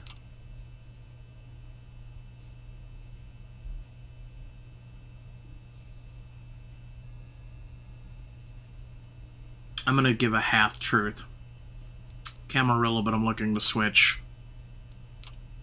Is that so? You look up and down. It's hard to read her. Okay, sure. I'll bite. Let's get one thing out of the way. She leans in. If this is some clever ploy to oust me from my domain, or if you're just here to spy on me and the movement, I'll make sure you don't enjoy undeath much longer, got it? The music's too loud compared to your voice. I know that. That's why I turned it down originally. You can tell it's purely a rhetorical question. Righty. So here's the pitch.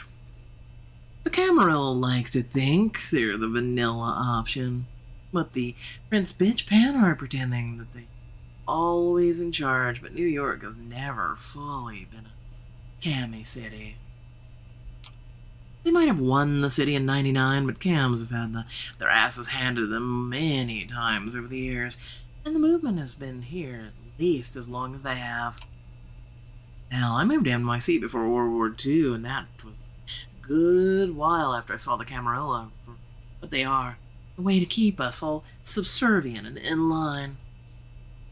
The Ivory Tower will tell you that they're the only safeguard for traditions. It's kind of the problem. There's only one tradition we in the movement feel should be respected. The Masquerade, obviously. Everything else, ask the Prince. She'll tell you it's the logical continuation of the Masquerade, but really it's just a way to keep the Elder powerful and in control. Yes. She grimaces. But here's the thing. For all the talk of the Bloodsuckers being solitary creatures, we need a community to keep up the Masquerade. Community, yes. Authority, not so much. We need a council of peers to keep the assholes and power-drunk fledglings in check, but not a feudal prince to tell you where to feed or who to hunt down when they step on our toes. Takes a brief break from her indignant rant. So the Anarchs don't have a ruler. Sounds too good to be true. Structure is good. It brings order.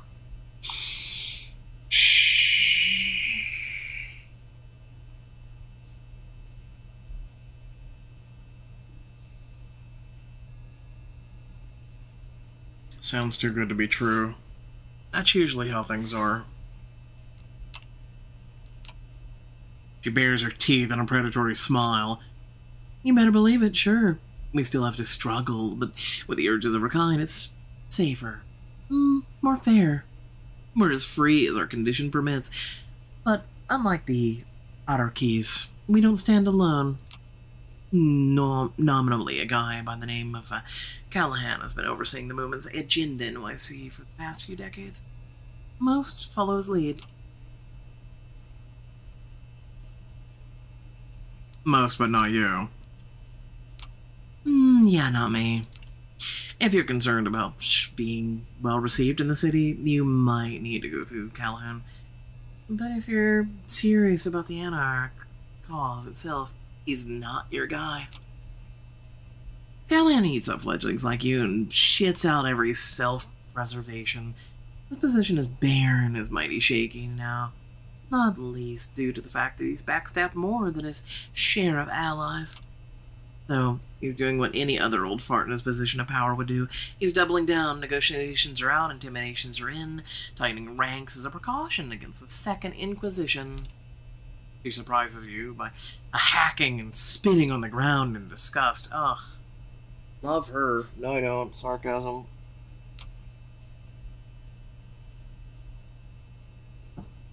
If you've spent some time with the Cams, it should sound very familiar to you. He's no better than Panhard, and your cronies are at this point. No, you need to contact Torque, and wouldn't you know it, it's your lucky day because I'm the lick to do it through.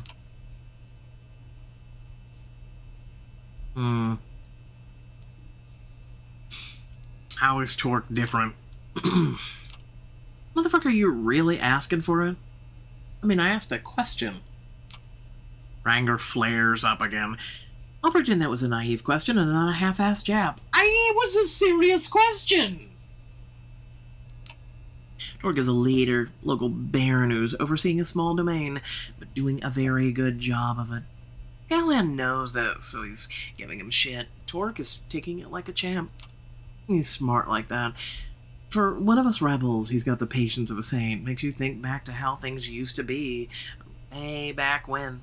The stories are to be believed, anyway. You want to meet him? I'm going to require a good show of will first. But of course, here it is. What do you have in mind? She flashes a mischievous half-smile. I appreciate your readiness, but I don't have the details just now. Ask for me at the bar when you're able. I'll leave something for you, and we'll take it from there. Now come on, I gotta go. You walk out of the bar and you go your separate ways.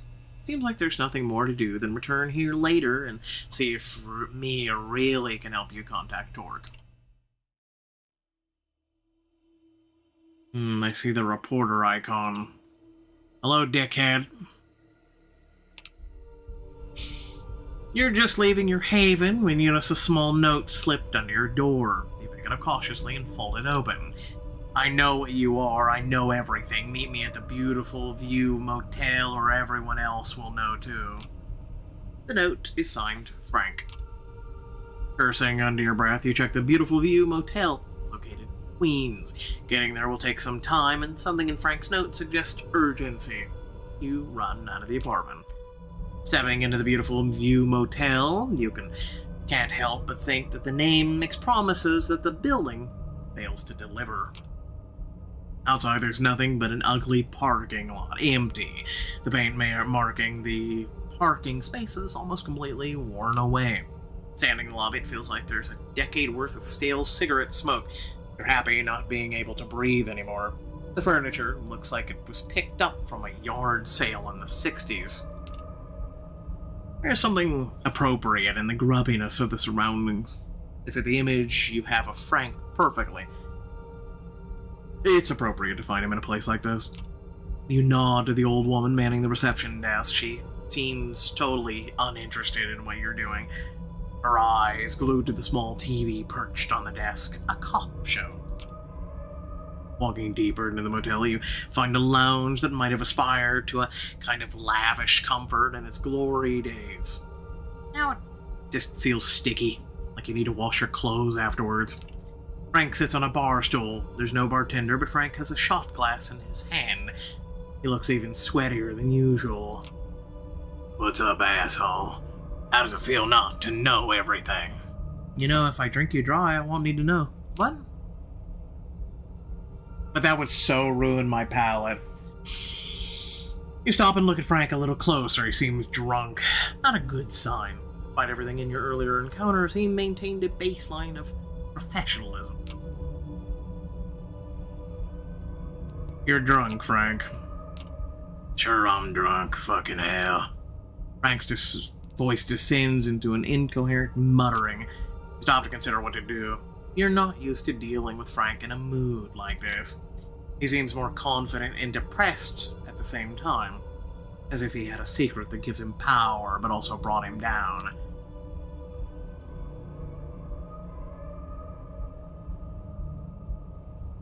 Sit next to him on a bar stool, look Frank hard in the eye. You go behind the bar. Why not? Let me pour you another, Frank. Frank looks on. You rummage the shelves until you find a half-full bottle of cheap whiskey. Pour it into a glass and then find another shot glass for yourself. Thanks, asshole. Sounds as if Frank still wants to be angry at you, but he can't quite muster the energy anymore. Frank sounds like he has had plenty of bitterness inside of him waiting to come out. Let me tell you something. Your splitting sound fills the lounge, and a bright flash blinds you. For a second, an irrational panic grips your dead heart. Is that sunshine? Are you gonna burn to death in a cheap motel in Queens? As your vision adjusts, something whizzes past you. A series of thunking sounds, something impacting the bar. Frank lifting the shot glass, miraculously still in his hand. A massive blood stain spreads across his shirt. For a bizarre, incongruous moment, you stare at the thing sticking out of Frank's chest. It's a crossbow bolt. Another two lie scattered next to the bar, having missed their targets, one by a hair's breadth. Turning around, you see a figures dressed in black tactical gear, storming into the room in eerie silence. After the flashbang damaged your ears, they drop their tactical crossbows and lift up rifles. Who comes prepared with a crossbow? Frank slumps to the floor. A wooden crossbow bolt still paralyze a vampire, but struck through a human heart, it kills. The scent of blood fills the air. Fight the assailants, make a run for it. I'm gonna go ahead and do a run, because I don't know what the hell's going on. You're facing a highly trained force of well-armed commandos. There is only one thing to do. Run. You don't even stop to think. You're following your reflexes as you duck behind the bar and dive through a staff door as bullets hit the wall next to you. Fortunately, the blessings of blood don't care whether you're being brave or a coward. The blood speeds up your body as you rush through the back of the room, past the empty beer kegs and half-full boxes of liquor bottles. Spotting a back door, you burst outside into the night. Running around the corner of the building, you see 4 SUVs parked by the motel's front door. all black with tinted windows. A man and a woman, middle-aged, dressed like detectives, stare at you in surprise as you run past them. One tries to yell something as you stumble to your car, wrench the door open, and turn the ignition. For a terrifying moment, you fumble with the keys, but then the car starts and you floor it, careening onto the highway. You run into Sophie's building, past the surprised-looking doorman. Time is of the essence. You pound on the door of Sophie's apartment, more for the sake of your own nerves than because you think it's any help. After a few moments, Sophie herself opens the door and looks at you in surprise. She doesn't have her makeup on, and her hair's disheveled. You've caught her on an off night. What happened to you? As you step into the apartment, follow Sophie to her living room. You see the remains of a party. Empty glasses, faint smell of blood in the air. You have no time to contemplate Sophie's social life, however.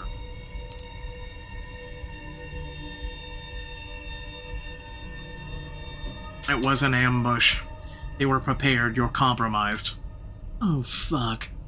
For a moment, Sophie's facade cracks. She looks tired, and then rallies herself. Sit down and stay calm. I'll check whether this apartment is still secure. You sit down, suddenly conscious of the vast gulf and inexperience between you and Sophie. She's managed to stay alive for a very long time and knows how to survive. You only hope that you'll survive along with her.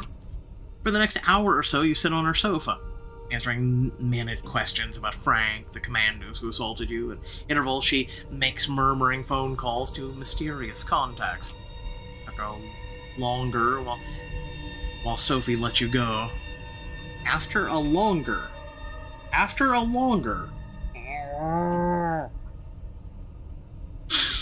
Davs, come on now, you've had years to correct this.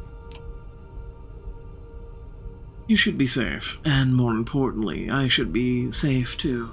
I've taken measures to secure both of our havens, but keep your eyes open nonetheless. You leave her apartment, wondering whether you'd survive another ambush like this. According to the achievement, we've finished Frank Doty's little thingy.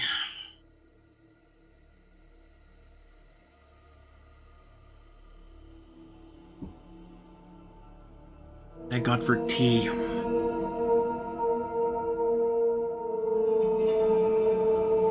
You arrive at the leech pit, finding it less rowdy than the last time. The bar is still packed, but the dance floor is empty tonight. Instead, the old, crackling speakers are playing music that would probably sound like noise, even on a high-end hardware. He is nowhere to be seen, but you do remember she requested that you ask for her at the bar. You approach the bar as the bartender finishes pouring a beer for an older guy in a faded, fraying Iron Maiden t-shirt. She turns to you. What can I get you? I was told to ask you about Mia. Yeah, well, she's not in tonight. She looks up and down, a spark of recollection shines in her eye. Oh yeah, that's right. She takes a well-worn book from behind the counter, some kind of YA vampire novel, flips through it. She produces a piece of paper from between the book's pages and passes it to you. And she told me you'd be interested in reading this. Find a relatively quiet corner and take a look at the note. She wants to meet you. I'll arrange it, but you need to prove yourself trustworthy. Look around Leech Pit for a guy named Bruce, buff dude, tattoo sleeve on his right arm. Bruce, buff, right arm. Got it. I'm 90% sure he's a retainer, sent her to spy on us by the can. Give me the name of his master and write it on this card, then return it to the bar. Didn't take you long to locate this Bruce guy. Sits alone in a corner, 2 beer glasses already empty on his table. Take a moment to consider your approach.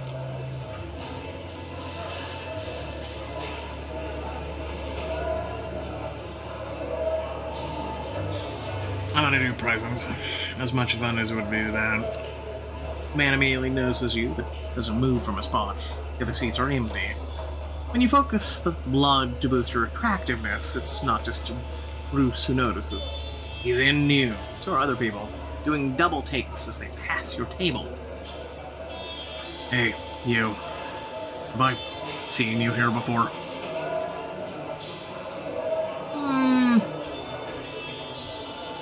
Yeah, probably. I was at the concert the other night.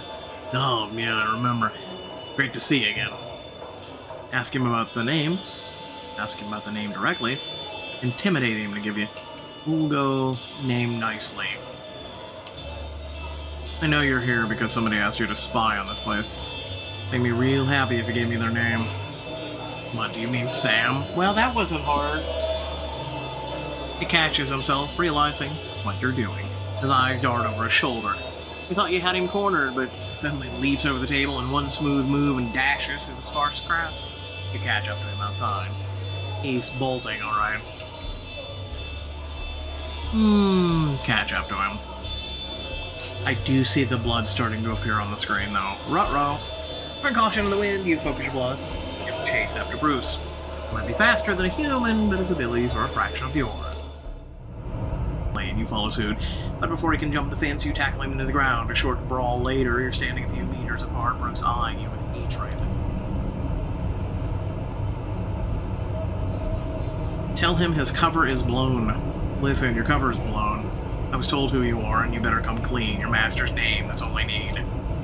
Bullshit. Besides, she'd kill me if I told you. I quite like being alive.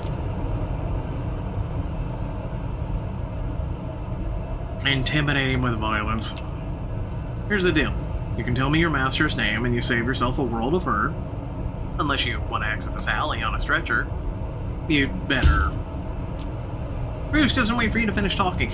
He jumps at you, kicking, punching with dizzying speed. He takes you by surprise. He puts you on the defense. Just as you're about to retaliate, he breaks away, jumps the fence at the end of the alley, and is gone to parts of the city unknown.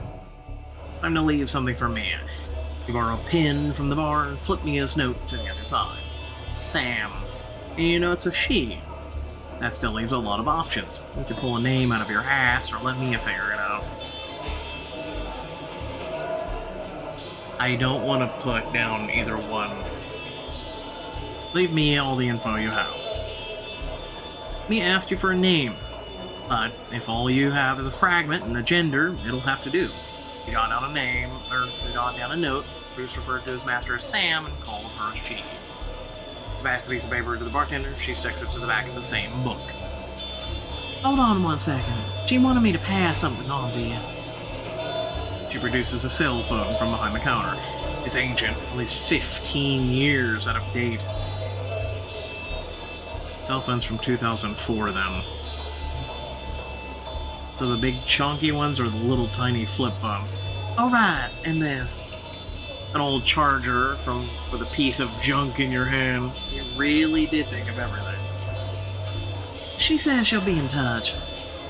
Take you a moment to remind yourself that how to operate this thing, and you find that its phone book is blank. There's no Wi-Fi connectivity, no saved messages. Got a version of Snake, though. Bartender is already over at the other end of her domain, taking orders from patrons.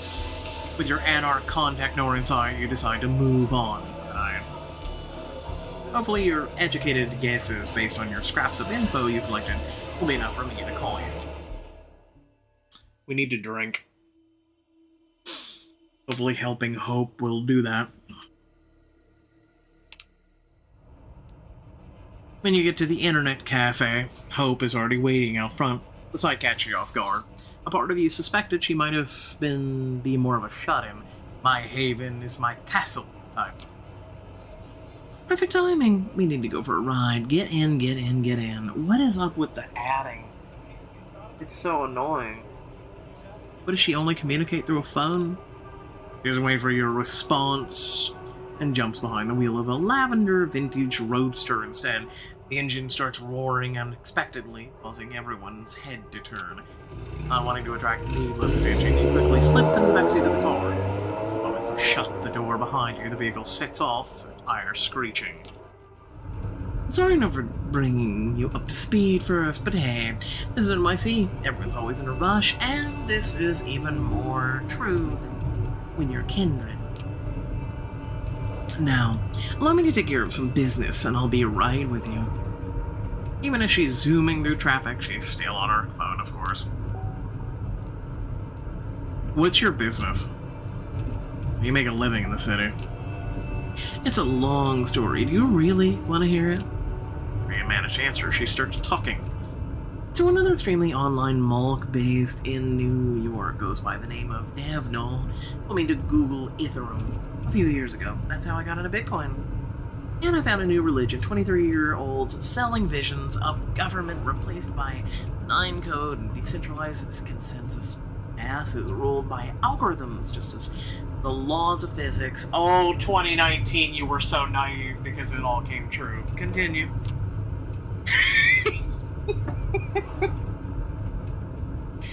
Idiot man-child investors trying to shape their realties through sheer fanatical zeal and the dedicated collectors of those abstracts as rare as the SHA-256 scriptures. Driving style is far more aggressive and dangerous than you're comfortable with. Is it you, or does she peek into the rearview mirror more often when she looks straight ahead? A hyper-speculative environment where nothing has real value, only abstract beliefs matter, and your life savings will be ruined by a single bullshit tweet. How could I refuse the allure? I started buying low, selling high, on a variety of shady 24/7 exchanges that allowed me with 100 times leverage. As in, they'd lend me 100 times the capital I could bet with. I got lucky at the beginning. Kept the ball rolling, shorting, longing, impulsively, recklessly. I got to the point where I became too big to fail. That's when I cashed out. Car comes to an abrupt halt. You bump up against the seat in front of you. Okay, this story will be continued later. We're here right at our first stop. I'll need you to do me a favor.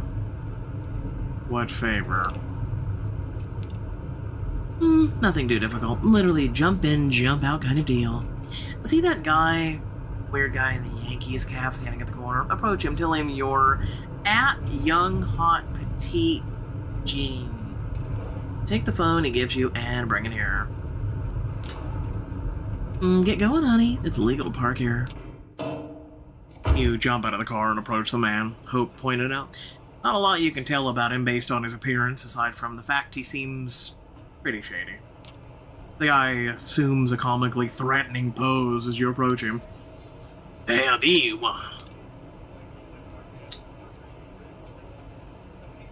I'm at young, hot, petite. No offense, but I kind of expected a girl. I mean, no, damn. I mean, my bad for assuming damn. He takes the phone out of his pocket and covertly passes it to you. Everything has been prepared, preloaded according to the instructions. You should have about 2 minutes to transfer data. Now get out of here. Man walks away with an exaggerated hip-hop gait. You jump back into Hope's car. She immediately steps on the gas. You got the phone. You're the best. Pass it to me, please. She connects the 2 smartphones using a cable and begins some sort of data transfer. Looks like an identical model. After a minute or 2, the process is complete. Alright, goodbye, lovely. You've served me well. Hope opens the car window, grabs her old phone. You're not an expert enough to recognize the exact model, but it definitely looks like it had about $800 price slapped onto it, and tosses it out the window. Surprised, you look behind and see a car in the opposite lane run over the abandoned device. Hope notices your quizzical look. I've been needing a lot of burner phones lately, and I'm not going to use some cheap piece of shit.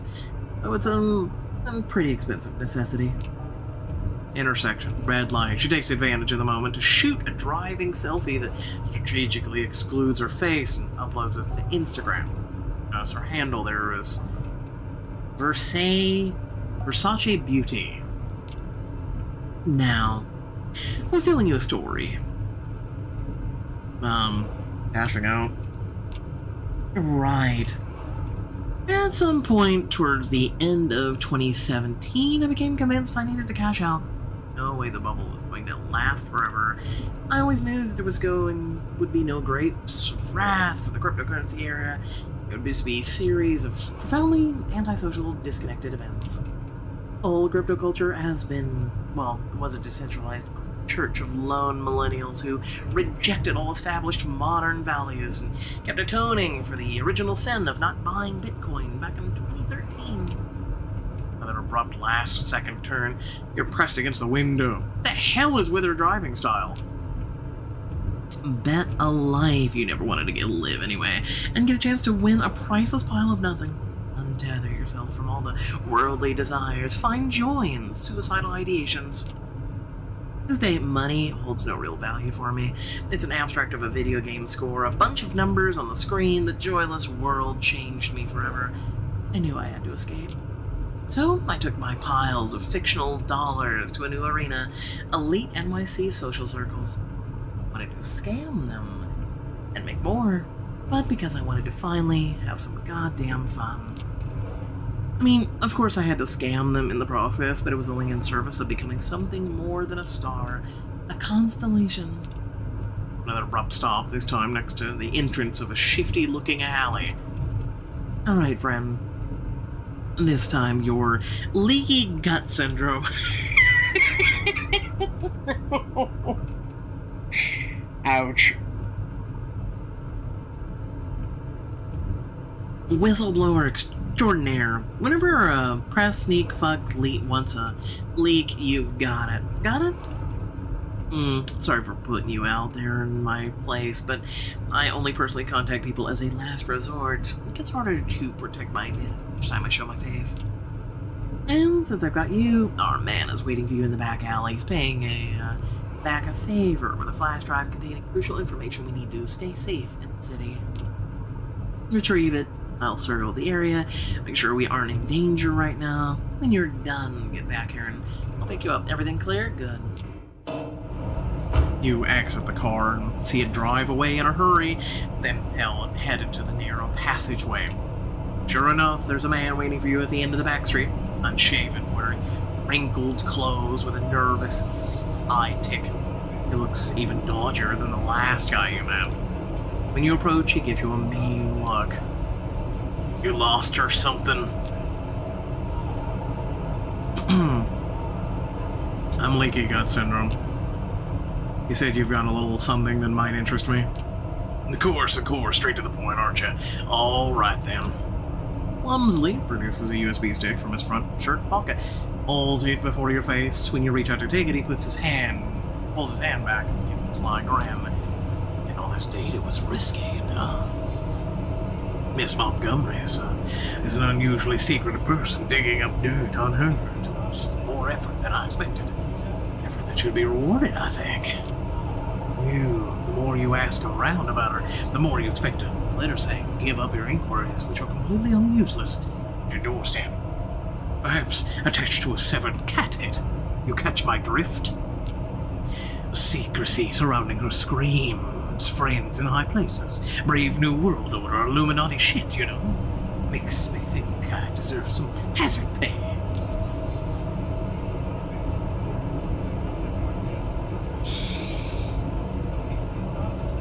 Refuse and bluff. Start walking away. Agree with him.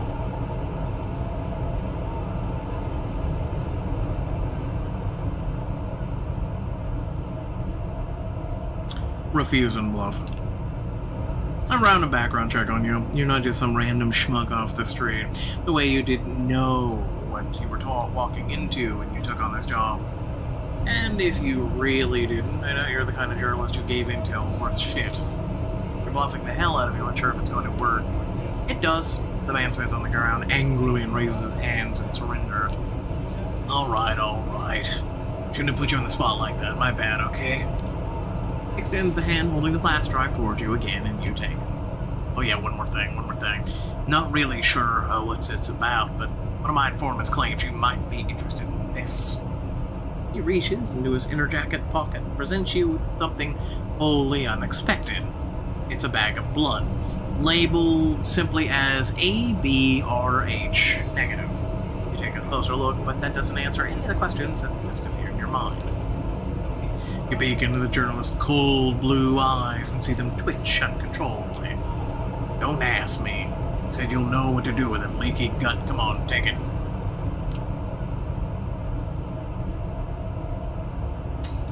If someone produces you random blood, and yeah, no, RH negative is actually super rare, by the way, in case you guys didn't know.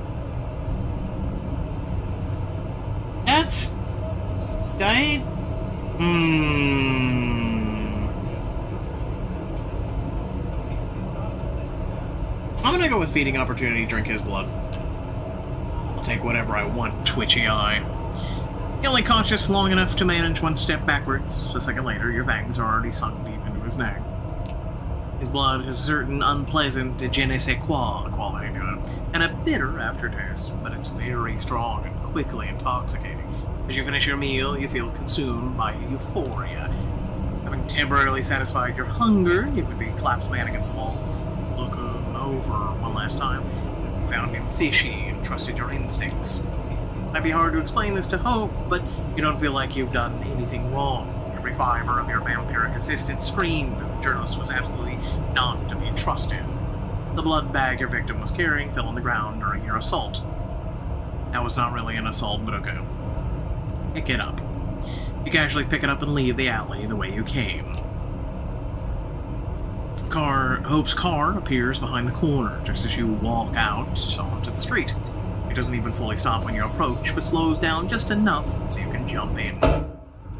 When we close the door, she leans into the gas pedal with her full strength, causing the engine to roar.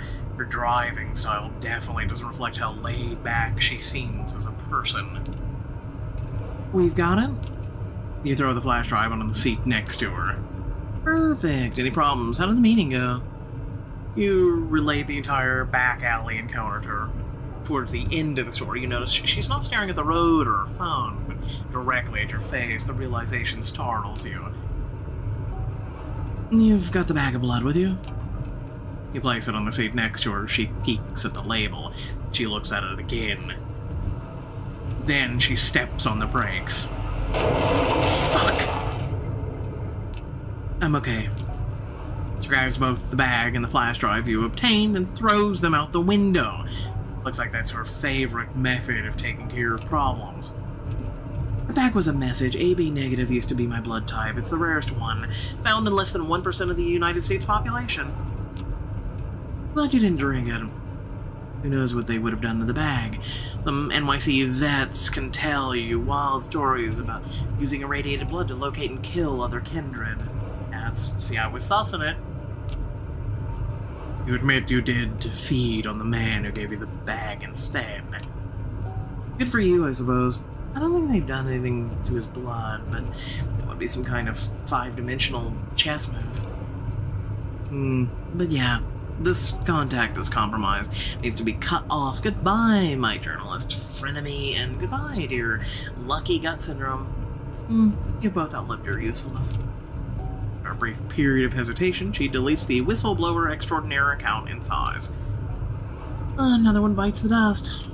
I got another story to finish. I was talking about Bitcoin, and then where did I stop?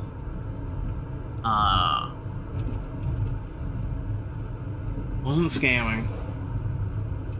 I think it was NYC. Well, she wanted to be a constellation. Yeah, constellation. Oh, right. You know who saw the real face of the city? Anna Delvey. Ever heard of her? A Russian working-class girl born as Anna Sorokin. She moved to New York in 2013 and convinced everyone that she was this insanely rich trust fund kid. Wealthy German heiress. Manhattan elites totally fell for it. They bought it for years while she swindled them. She only got arrested in 2017 after stealing almost $300,000. Sorokin created her Delvey persona out of thin air, convinced everyone she was going to set up an art fund, kept tasting all of life's finest pleasures while being basically broke. She even made a fake family financial advisor, then killed him off when he became a liability. Apparently most of her rich victims never admitted to being scammed out of shame. By now, you're sure the way she scrutinizes her surroundings, her reckless driving. She's trying to escape somebody. Now Delvey's locked up with murderers and Rikers, writing her memoirs, barely picking a lot of fights. Bless her heart. She'll forever be an inspiration. But I have more advantages than she ever did. I have my own considerable funds, and I can rely on many more made-up people. Just some old-ass financial advisor. A whole bunch of fake content creators and influencers that every rich dumbass wants to get in touch with and collaborate. Makes it easy, super easy to earn more money than I invest. You've seen it firsthand, both as a deceiver and the deceived. It's a city of illusions. Makes non-existent money. Come up with fictional status. Play non-sensical Camarilla games. And one day you might just find yourself at the top. Alright, we've reached our last stop. You look around, you're coming up on a parking garage. You're gonna take an elevator to the 70th floor, give the masked man you met in the front of the door this memory card. It contains an art house movie I've made. Art house movie? You've seen me rehearse it in my haven. You know what I mean. You didn't think I was doing that just for show, did you? I was hoping so, but I guess not. I found some filthy rich Manhattan pervs who'll pay a fortune for a convincing vampire cam show. I don't need money, but IT industry connections gave me an idea. When we give them the memory card, we'll gain access to the tech that should allow us to take on my biggest enemy in the city. So your nickname this time going in to be... a crash. You're momentarily dazed and can't immediately understand what happened. The first thing you know for sure is, if you were still a human being, you'd be dead. You replay the last few seconds in your head. The other car appeared out of nowhere and crashed into Hope's vehicle at maximum speed. It was able to achieve its closed-off space. The driver has already managed to kick open the mangled door next to him and stumble out of a seat. Now he wordlessly approaches the trunk and takes a large caliber silenced pistol out of it. He starts approaching the lavender rack of Hope's car, obviously ready to finish the job that he started. You have to be fast and violent. It's you or him now. Outrun his gun. Your instincts take over, the world stops moving just as you start running. He can see you, of course, but not as well-defined shape. It's a blur, and its fast speed is faster than his aim. It gets closer to him, he's scared. It's next to him, he's terrified. A series of superhumanly swift punches ruptures his body in all sorts of horrifying ways. His world briefly turns into an ocean of agony, and disappears forever. You stand above the gunman's body, trying to calm yourself in your killer instincts, and that's when you hear her voice. Hope slithers out of her car and sees you standing over the assailant. Oh, you did pretty good. She approaches the body of the driver you killed and kicks it so she can take a better look at it. Upon seeing the front of the corpse, she lets out an annoyed grunt. No, it would be this asshole. He's been following us all day. And I know just who sent, or who he belongs to.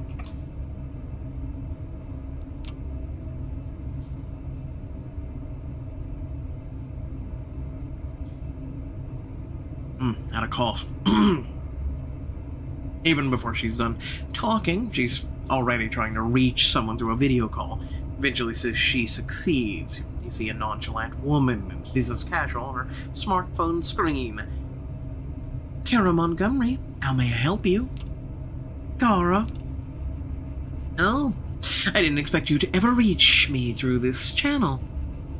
Have you thought things through? Wait, did something happen? Did something... You fucking ghoul just tried to kill me, you crazy bitch. That's what fucking happened. Calm yourself, for Christ's sakes. This is a baseless accusation. I know he's from Double Spiral. He's working at your motherfucking company.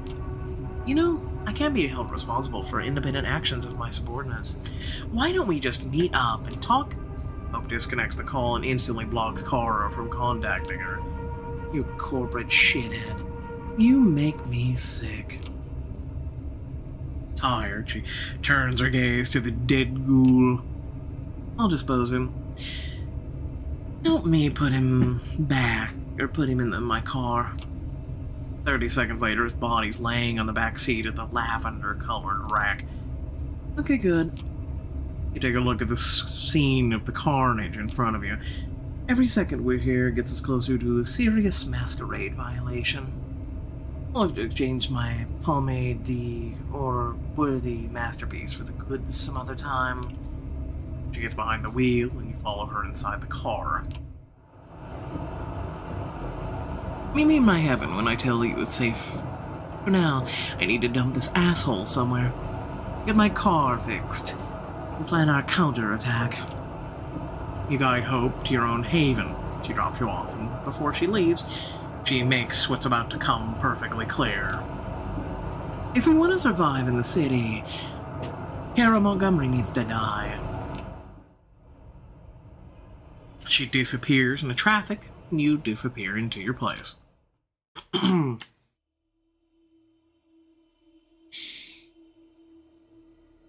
Oh, alright, one more night.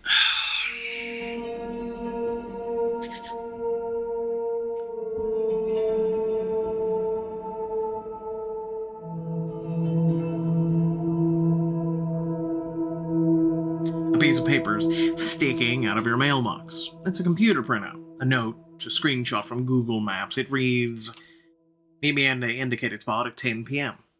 I'll pick you up and we'll take it from there." No signature. The place marked on the map is the lookout point near Pier 1, just next to the Brooklyn Bridge. You check the phone that Mia passed on to you. No new messages, no missed calls. It's a bit fishy. There's only one way to find out who addressed this to you. It looks like tomorrow evening has been planned down for you.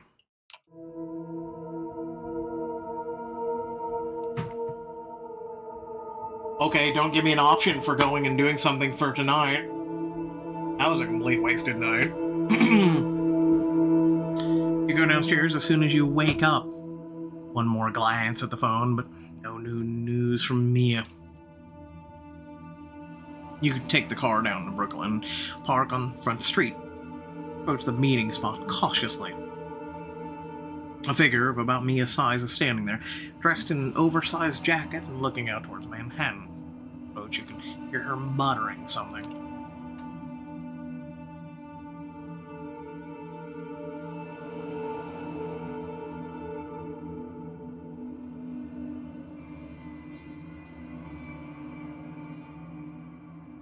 It is true, but I do not think it is true. If I do not think it is true, then it cannot be. And if it cannot be then true, then...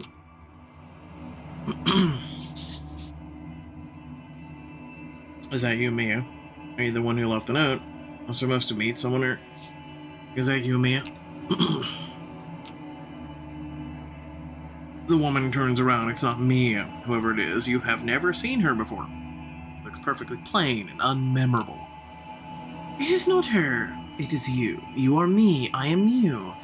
And we are her. And we are here. Oh my god, cryptic bullshit I hate. You turn around, 3 men, all of them burly, threatening, approach you. One of them takes the lead. So, got the message. What is this about? We're taking a trip, friend. The boss wants to meet you. I like how we're just gonna throw out, like, a name versus who's your boss.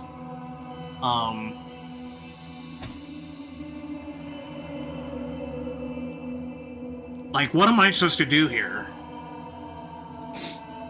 3 burly men.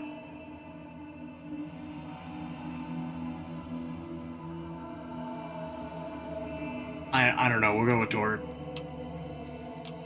What? You gotta be shitting me, Torg ain't the boss of jack shit. I mean, Boss Callahan, you dumbass.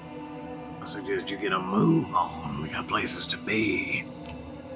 The voice of the woman keeps creeping into your consciousness. The litany of gibberish ever present throughout the entire conversation. The man cracks his knuckles. We can do it the hard way. Or I can do it the third way.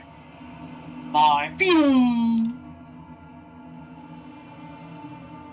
Agree to go with him, fight back. That's why I said, phew! Coming here was a mistake.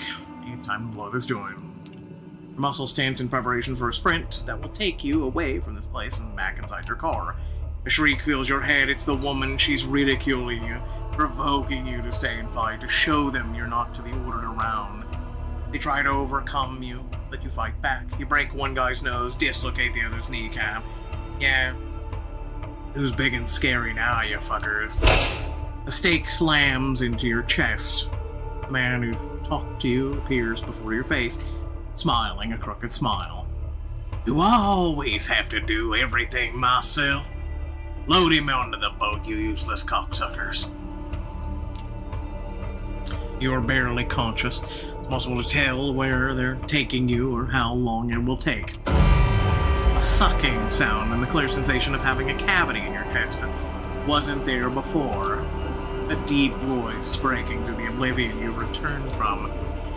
Vincent, my boy, you are truly a nuisance sometimes, but you do get the job done. That's why I respect you. Thanks, boss. Sight comes back to you. The owner of the deep voice is a curious eye, dressed in what can only be described as Victorian clothing. The monocle, graying red hair, is Callahan? Phew, there we go. Coming to, are we? Heard your spirited one, eh? Vincent, is this fledgling spirited, would you say? Yeah, boss, sure, spirited. I believe you already know who I am.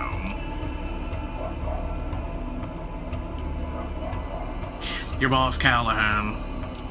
Oh, right you are. I'm guessing you know my role in the city. I represent the Anarch movement, while you... I'm not quite sure what you represent. I invited you here to find out. Now let me make myself pretty clear. I am disappointed in you, truly disappointed, but I arranged this meeting to allow you to make amends. First, though, I have to make sure you understand what your infraction was. So, do you know why you're here? I feel like you're dying to tell me. Oh, don't get smart with me. He takes your face in his hand while Vincent holds you in a tight grip, squeezes you hard, and looks you deep in the eyes. Talk is the reason you're here. Or that little angry strongness of his, I'm told. Mia? Yes. Oh, how I'd love to get my hands on her gaunt neck and wring it until it breaks. But see, I'm a statesman. That's not the prudent thing to do. No. Indeed, the prudent thing to do is to tolerate both her and that blasted ebony-skinned mentor of hers. What the world has become these nights? Here I am, lambasting a black man and a woman in front of a whelp of an Asian descent. Oh, my papa, rest his soul, would not believe it. Please just let me go. Finish with your disgusting rant. I don't know what this would do, but it's in red, so I'm gonna go ahead and pass on it. Finish with your disgusting rant. Oh, fledgling, you have no idea who you're messing with. He looks at you with rage in his eyes. You feel insignificant and vulnerable, and irrational fear takes over you. You cannot speak up against this man again. You just can't. He's too terrifying. Now, that I have your full attention, I will request something from you, and you will obey me to the letter. But that comes later. First, you will answer a few questions, first of which is, who pointed you to Mia?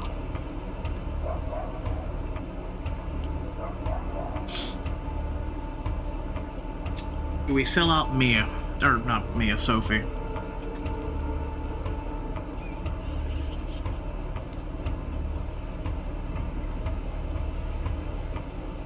Sophie made me do it. Did she now? Interesting. Why would she want her protege to talk to somebody like me, I wonder? I needed Mia's help in something. Well, come now. You have to be more specific than that. I need to know exactly what was that you discussed.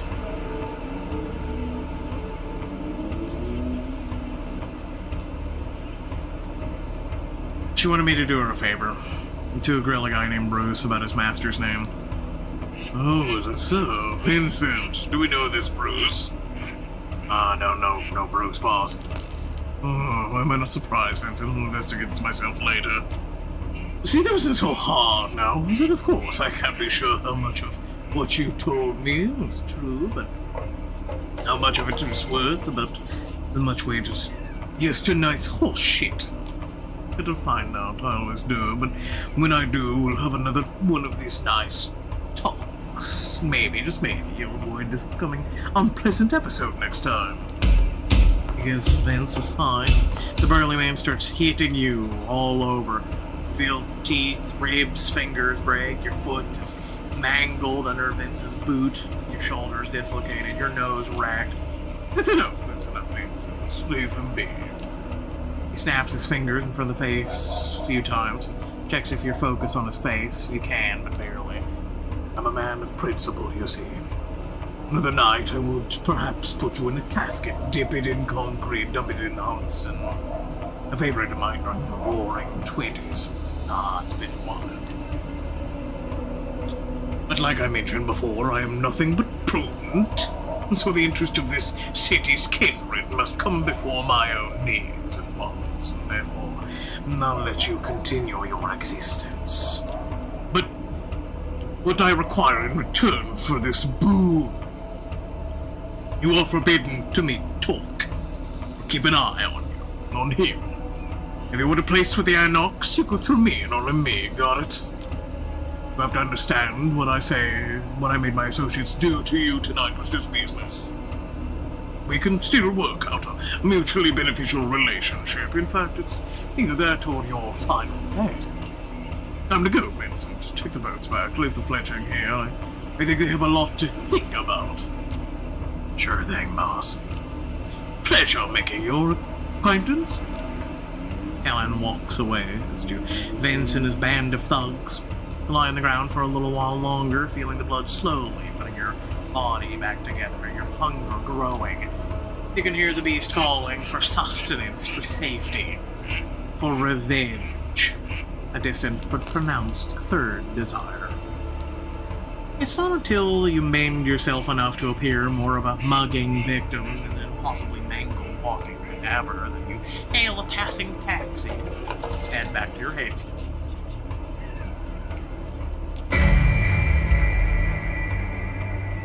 The whole way there, you were tempted by the beast. Your driver, 30-something with strong Slavic accent and unpronounceable name on his ID card, keeps asking if he should drive to the hospital. You keep declining, all the while thinking that if only you asked him to pull over for 5 minutes, you could feast on his warm blood to the beast's content. Drinking whole, nobody would know. Nobody but his wife and kids if he has them. Nobody but his boss and co-workers. Nobody but you as you look in the mirror tomorrow.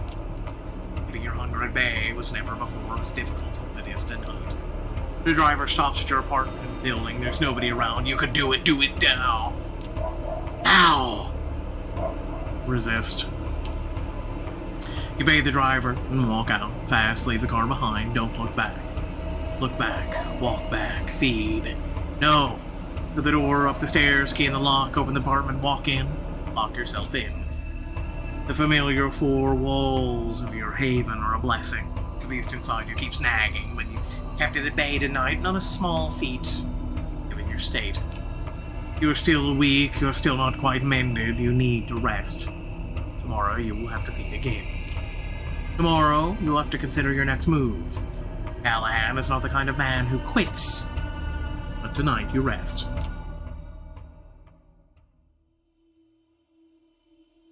Yeah, that's what I figured. Hit the rest button and see if anything pops up. Alright, so pretty much we have lived to see another day, or a few days, about a week. Oh, I guess we'll see what lays in store for us next time. If you guys do enjoy this, please make sure to show your support by liking, sharing, subscribing. Again, being a part of this community and whatnot. I'm gonna go ahead and take a break, especially from the doing live stream and doing voicing, right? It is very assaulting on your vocals, right? So I'm gonna make some tea and whatnot, but I'm gonna take a break from this game. If you guys want to come over to watch me do some demos of a lot of different games to see if they are worthy of me playing them and you guys watching them and maybe even considering them for yourselves, I'll be live over on Twitch doing all the demos. But otherwise, I look forward to the next stream on YouTube. Catch y'all later. Have a good one.